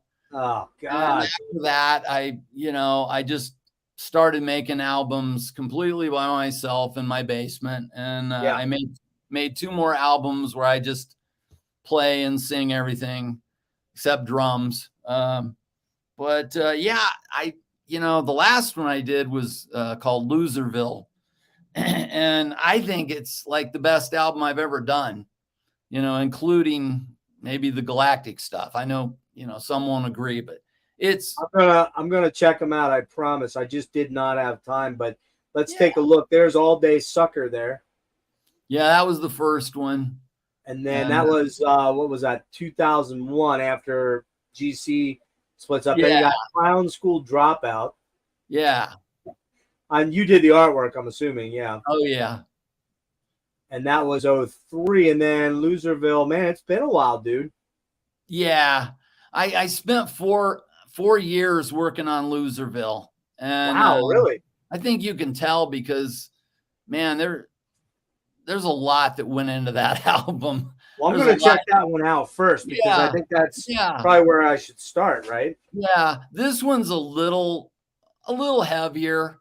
It's got a little more meat to it, but very catchy stuff. And but I don't know. I just haven't done much with that in the last 10 years or so. So Well, the reason you haven't is primarily because of this, and we'll pull this up. Give me 1 second here. I thought I had this up and I didn't. It is listed in the description, by the way. All of Monty's contacts. I did not put the Galactic Cowboys stuff. Is there much going on? Well, actually, let's finish Galactic Cowboys out real quick here right now. What's going on? As the band officially, are you done, or could it happen again, or could there be something that might occur, or is it hard to say? it could.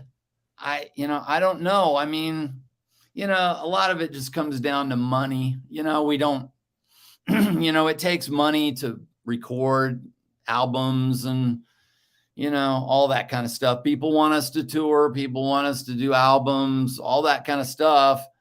But, it's like right now, we don't have a label Right. and we don't have any backing. And so, It's we very have, expensive. It's very expensive to tour. People yeah. don't really realize that, I don't think. And even if you make an album, are you going to make any money? Hard to say. And so, we've just kind of been doing our own things. And, every now and then, we'll talk about it like, wow, it'd be great to do another album. We should do that, and then nothing ever happens. But So you guys you are still in contact. You're still friends. yeah, Okay. we're friends. And I think we'd all love to do something again, What about recording at home and then, putting a Bandcamp page together and maybe doing like a limited, 300-400 albums or something, and maybe 1,000 CDs. And once you sell out of those, you press more and you just kind of go that way. I mean, granted, the touring thing is so hard for a legacy band, unless somebody comes along and fires the legacy back up. For example, are you familiar with a band called Porcupine Tree at all? Sure. Okay, so I did some things for them. I know those guys pretty well from back in the late '90s. Stephen Wilson and I were buddies way back when, and I set up and ran their whole street team campaign from '99 through 2010, actually. Excellent. And then they shut down. Steve went off to do a solo thing. The other guys Gavin will always have work because he's one of the greatest drummers in the world. Richard, has his thing and solo stuff. And then out of nowhere, 12 years later, I hear they're back together. And I kind of had some inklings something was going on because Rich and I still keep in contact every now and again. Dude, they just played Hellfest in front of 80,000 people. And I saw some of that. they played in freaking Santiago, Chile to 15,000 people. The last show I saw them at, Monty, in 2010. Well, it's the second to last show. When they were on their tour for the incident, they played a little club in Richmond, Virginia to about 800, 700 people, 500 people. Then they went over and did a European tour, came back and played Radio City, which they sold out because it was the only U.S. date they did. And that was the last U.S. date, September of 2010. And I thought, yeah, they're done. It's over now. And I saw Steve a couple times on solo shows. And then this happens, and I'm like, talking to a good friend of mine, we did the street team thing together. I'm like, dude, what the fuck happened? How are they massive now? Like, how does anybody even know about this kind of weird little band that, kind of was big for a short little amount of time, like you guys, Lava, big signing, then they drop them 2 albums later, and then they license, but I mean, like, have you thought about licensing? Like recording and then licensing, or? Yeah, we've thought of a lot of things. We just haven't done it. Okay. All right. I'm hoping, we'll be able to do something again, Well, so in the meantime, what you've been doing, and you've been doing it all along, but in the meantime, you're doing this, and we got to talk about your artwork here. You've been painting, obviously, since you were a kid. And let me see if I can pull up some of your prints here. And you do prints, but you do originals as well, right? Those there are the original. These are originals. And right. I sell the original paintings, or you can get prints of stuff on the print page. And let's see if I can pull up. There we go. That are a lot cheaper. Yeah, I sold the Bowie. And, cool. One of my favorite artists of all time. Yeah. Yeah, there you go. William Static. There's Peter Fran. There's that iconic image right there, right? Yeah. Yeah, I did kind of a takeoff on that Frampton cover. And then you've got, Vinny there. You got Kurt Cobain. You got all kinds of dudes. Now, I mean, do you look at these as there's our boy Mike Portnoy, which, by the way, I've met Mike many, many times. Really cool guy. Yeah, he is. He's a fan. He's like us. He's a fan. Yeah, definitely. Okay, the original is 400 on Mike. Okay, wow.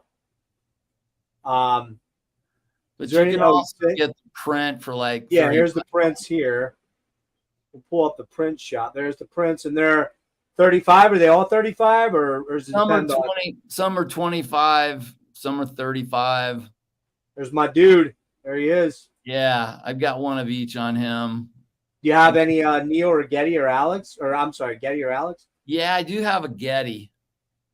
Nice. I haven't done Alex yet, but I'm planning to. So tell me a little bit about like when you started doing this, like as your full-time job, I guess, so to speak. Actually, I started the website about 3 years ago, and I just got up one morning and got the idea, why don't I just do rock stars, and so I started the website, and a couple of years ago, I moved to Colorado, where I am now, and right. And I'm living with my girlfriend, and when I moved here, I just started doing it full time, and been able to make a go of it, and she's very supportive. Do you literally get up in the morning, whatever, 6, 7, 8, 10, whatever, and just paint all day, or do you kind of Yeah, and Yeah, it's like yeah, it's different each day. Some days I get up like at 5:36 and I will just go in and into my studio here and start doing it and paint, for the next 8 to 10 hours and Wow. then watch some TV and get up in the next day and do it again. It takes a lot of discipline, I would imagine, because you're Yeah. there. It's like, it's like when people started working at home, I talked to a lot of my friends are like, yeah, man, I'm always surfing YouTube and not getting my shit done for work. But I can get all my work stuff done in 2 hours and I can goof around on, that kind of stuff. Yeah. So. I love it. I just have a blast. Here's one. Look at that. Steve. I'll blow you up here, man. Hold on. If you want to show any others, do you have any other stuff sitting around? There's the Steve. I'm still working on that, actually. I'm a well-done, crazy guy. Here's the Wayne Static. Static. He's one of my favorite rock stars ever. I just thought he was so cool. Hate to see it that he's gone. Let's see. Oh, I just did. Let's see. I just did a Snoop Dogg. In case there's any rap fans out there. Not enough smoke in that picture, though, Monty. Yeah, I thought of that later. I should have made it, white smoke. Big doobie hanging out. Yep. Dolly. Fresh off her her jam session with Rob Halford. Yeah. Metal God. So nice. Do all kind. Here's the yeah. You do sports guys too. Here's the porno. Yeah. What is that? Do you draw it or how do you do those? Both. I draw it out first and then I paint it. And what are you using as paints? Is it I use acrylics. Yeah. Acrylics, okay. But, do you do any really large canvases? Have you ever done any really giant ones? I've done murals. I've done I do commissions too. Okay. I'll paint whatever you want. Like if you want a certain musician, athlete, if you want me to paint a picture of your grandma, okay, I'll do it. But yeah, I've done some, big things of, hockey players and all kinds of stuff. There you go. Metal Ben's a buddy of mine. He says, Galactic Cowboys was an underrated band. I remember hearing I'm Not Amused back in the early 90s on Headbangers, thinking it was quite different. Yeah, for sure, man. I mean, they definitely had a different kind of vibe, and that's why it was a real thrill to get Monty to come on. Let me, at this stage, have you done any, I know the last 3 years is kind of weird because we were all locked in and we're finally kind of back to normal life, but yeah. Have you done any what do they call them? Gala? Not gala. What's it called? Like a showcase at a gallery or anything? Have you tried to do that in Denver? I haven't done gallery stuff in a long time. But I've done some art festivals, and last March, Alex and I went out to Nashville, and they have a podcasters convention. Which where at? Where did you go? It's in Nashville. It's called the Nashville. Yeah, I've heard of it. Yeah, the Rock and Pod. Yeah, Rock and Pod Expo, and I took a bunch of my art out there and just sold a bunch of stuff. Nice. And so I want to do some more of that, kind of stuff, rock and roll conventions or whatever, stuff like that. But I know there's a huge art, I guess you call it a festival out in, is it Colorado Springs, I think, or near you? Might even be Denver. I'm not sure. It's one of the biggest in the country. I'll get that name because a good friend of mine, good buddy of mine named David Oleski is an original. He does giant canvases, 6x5, 6x9, huge. And nice. It's usually still life stuff like apples or flowers. I'll send you the link when we get done. I'd like you to see it. He's very attuned to the traveling art circuit. Now he goes all over, from up into the Hamptons where he sells crazy, I don't know how many Hamptons people are going to be into Hendrix paintings, but who knows, you know. But the point is that he goes all over the country. That's pretty much his whole thing. He doesn't have any kids, so he doesn't have. It's just him and his wife kind of travel. They have a big Sprinter van. He loads all of his artwork in, and he's got, you know, the wall things that you set up with. You know, he built them all with fucking. Pardon, there goes. There's my third one. I'm doing pretty well. Only 3 so far. The tube he uses like aluminum tubing with like fittings, and it kind of has a little bit of a steampunk vibe to it. And then he puts his stuff up. So I'll get you his info.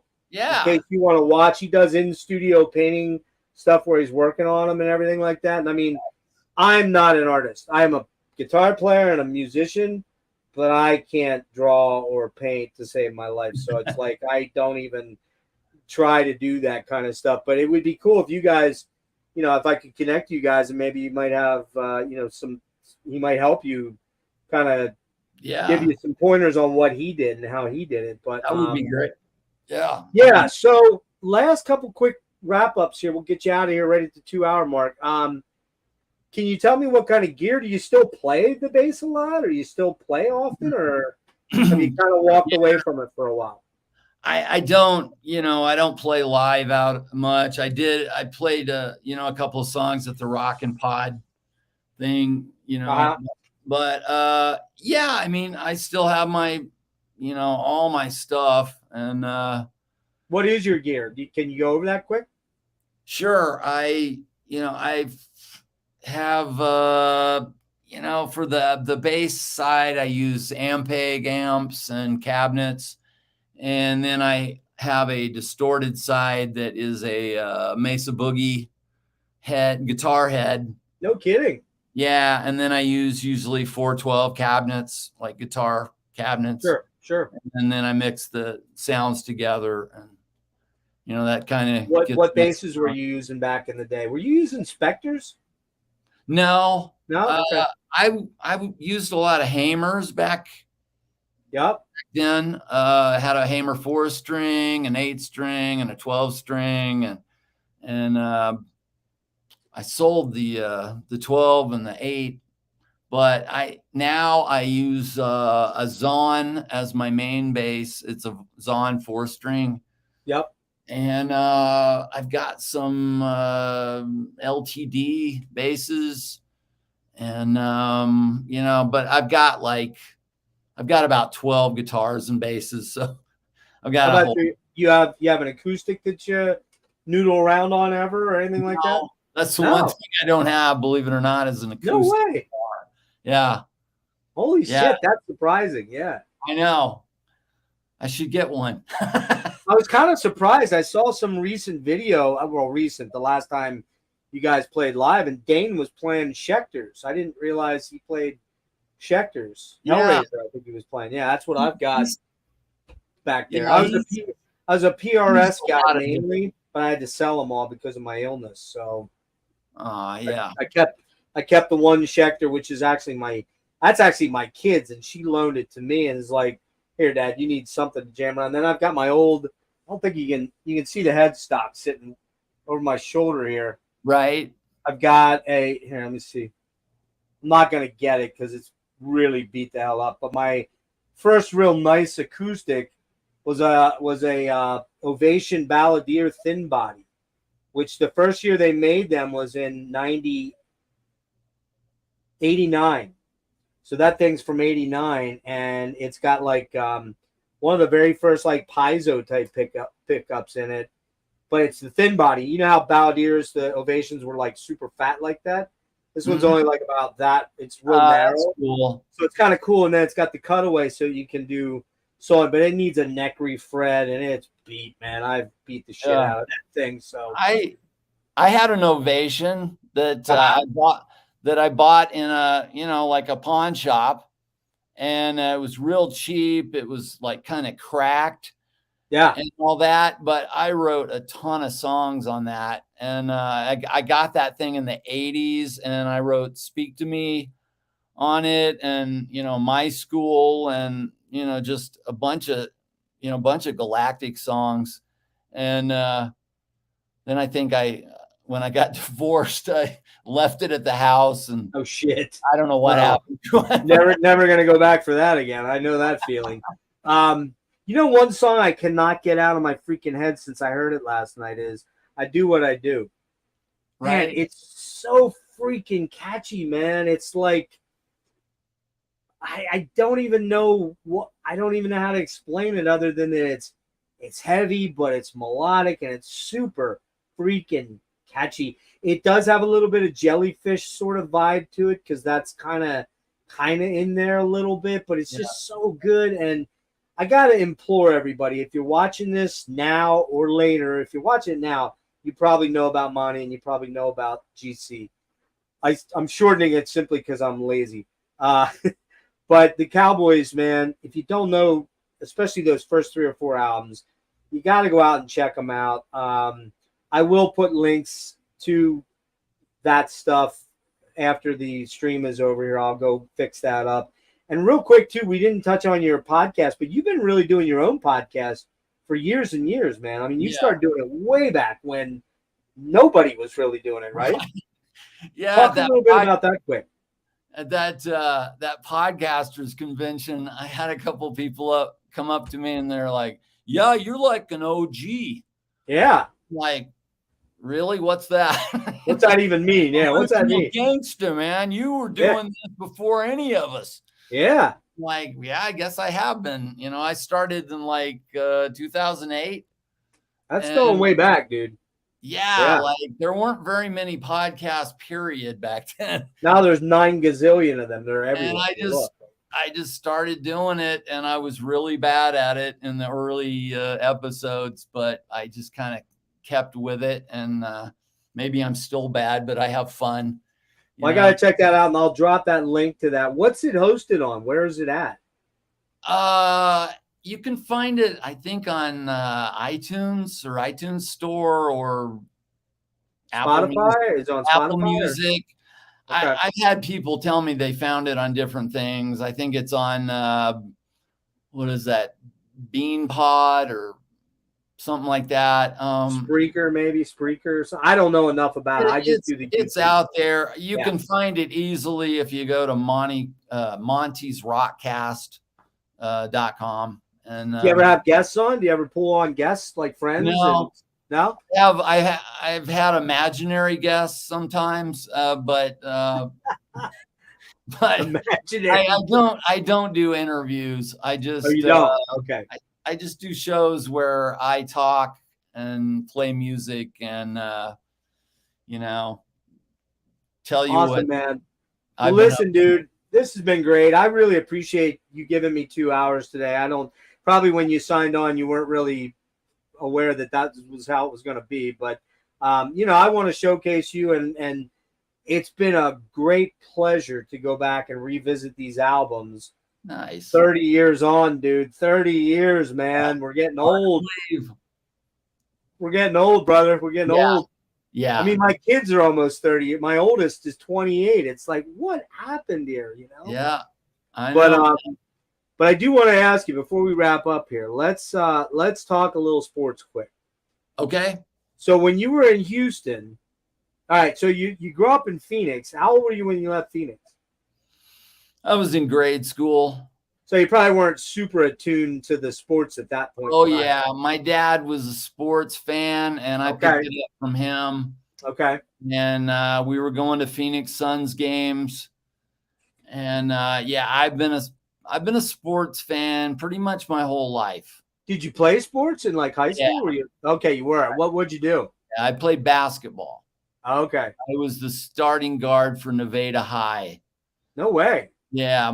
How tall are you, if you'd mind me asking? 5'10". I wanted to be. My dad was 6'5", and he played. Oh, shit. No kidding. Yeah, he played when he was in high school and even a little junior college ball. But I always thought, okay, well, I'm going to end up. I'm going to be huge. Yeah. And it never happened. Topped out. Yeah. But what's your favorite sport? Oh, man. Probably either the NFL. I don't know. Since moving to Colorado, I've become a huge hockey fan. I always loved hockey, but man, when we moved here and we started going to see the Avalanche, I'm a hockey fanatic now. I love basketball. Always Who's your have. basketball team? You're a Nuggets guy now. Yeah. Were you ever a Rockets fan when you were down in I Houston? Or was. no? Yeah. So I'm trying to think. You're down in there in the '80s, so Yeah, what- I was I'm there. trying to- I was there for their 2 NBA So championships. Hakeem and Yeah, and Clyde. Clyde and Yeah. Kenny Smith and Right. Robert Ory. Man, what a team, dude! Yeah, that was I great. got married. No shit. You'll love this story. I got married June 11th, 1994. 2 really crazy things happened that day. Can you remember what they might be? Probably not. Oh, OJ in the finals? OJ went on the run, Yeah. and the Rockets won game 6 or 7, was it? 7. I don't remember what game I don't think it was 7, I think it was 6. I think it was 6. And I was watching my watch at the freaking wedding, at the rehearsal, or no, the thing after, whatever they call it, the reception. And I'm looking, and I'm like, there was no TV where we were at, none. And I'm freaking. I'm like, God damn it! And this was '94, so you didn't have cell phones. You didn't, And I'm finally. I said to my new wife, I'm like, we gotta go. We gotta go. I gotta get home and find out. I gotta catch the end of the game. And I think we got home just as we either tied it or won it. I forget what the deal was. I forget, but. Yeah, OJ on the run in the white Bronco, and then that on the day I got married. My marriage was doomed from the start, right? Right. Yeah, we had a gig that night. Galactic was playing, and we were waiting to play, and we went to a restaurant next door to the club, and we were sitting there watching the game, and all of a sudden they break in with the whole OJ chase. And they took the whole game off. It was hardly on. Yeah, or they might have put it down in the corner. The PIP thing, the picture-in-picture thing. Yeah, but, like at that moment, we're going, oh, okay, he's guilty. He's running. Yeah. We all know now that we know now. Yeah. Yeah. Isn't that crazy, man? Isn't that crazy? Go back to those days. Hey, Vinyl Archivist has a question. Do you remember Lisa Sullivan from Houston? She was a photographer. Might have been a photographer, you guys, the Rivet Head magazine. Oh, yeah, sure. Yeah, Lisa. Yep. Is she on here? No, I guess Vinyl Archivist knows. Vinyl Archivist, were you a Houston guy? You clearly were, because you saw them play in Houston at the backstage. I have to admit, I'm a little young to know those clubs. I moved away when I was 15, so I wouldn't have known the backstage. I wouldn't have known those things. I didn't, the drinking age was, I think drinking age was 18 down there at the time, right? So I probably was drinking underage then, but I never made it to a club. But so Hakeem the Dream, yeah, man, my favorite basketball player of all time. And I was with them, Monty, until I gotta admit, man, until the last year that Harden was there. And Harden was the biggest. I don't even want to get into James Harden. I don't even want to talk about James Harden, but was a huge fan. And then I'm an anti-Harden guy now. But I really thought the year that we took Golden State, I was like, if it hadn't been for the shitty reffing in that game 6, we would have won that. And if Chris Paul hadn't got injured, we'd have easily won that. I think easily. Yeah. But that's. I know what you mean. You know what they say. If your aunt had balls, she'd be your uncle. That's kind of the thing I often think of. So, hey, man, I want to thank you so much for your time, and I apologize this went on forever. Are the Chiefs going to win it again this year, you think, or what? I'm hoping. Every game they played last year, I thought they were going to lose. I sat there and just was so, nervous. They should have lost to the Titans last year. We had I think my grandmother could have played better than that third string quarterback. Yeah, there was a lot of games I just thought, well, they're going to lose, and somehow they would pull it out. And so we'll see. Mahomes is magic, man. He's a magic man. He is. He's amazing. He's incredible. So, Yeah. hey, anything you want to say to anybody while we're still here, real quick? Man, I just appreciate you having me. Thanks so Oh, much. look man. at this. Enjoy the hell out of it. Black Sheep used to open. The band was called Bad Habit Akasha. Huh. Do you know Well, that? I remember Black Sheep, I think. Okay, well, that was Vinyl That was- Archivist. It was in a band called Bad Habit or Akasha. Okay. There you go. Nice. Cool. Thanks for everybody that did join in tonight, and I really appreciate it. Monty, I can't thank you enough. I want you to hang on a sec. We'll wrap up. I want you to hang on a sec. I want to talk to you real quick at the end here, and then I want to thank everybody that jumped in. Brian, Vinyl Archivist, me, Metal Mike. There's a couple other people that didn't comment or anything like that, and this is going to be up. So if you want to archive it or send it out on your Facebook or whatever you want to do with it, it's up to you. Completely up to you. You might want to warn them. There might be a couple F-bombs. But we're going to end right now, guys. So thank you to everybody that was in there. Hang on, Monty.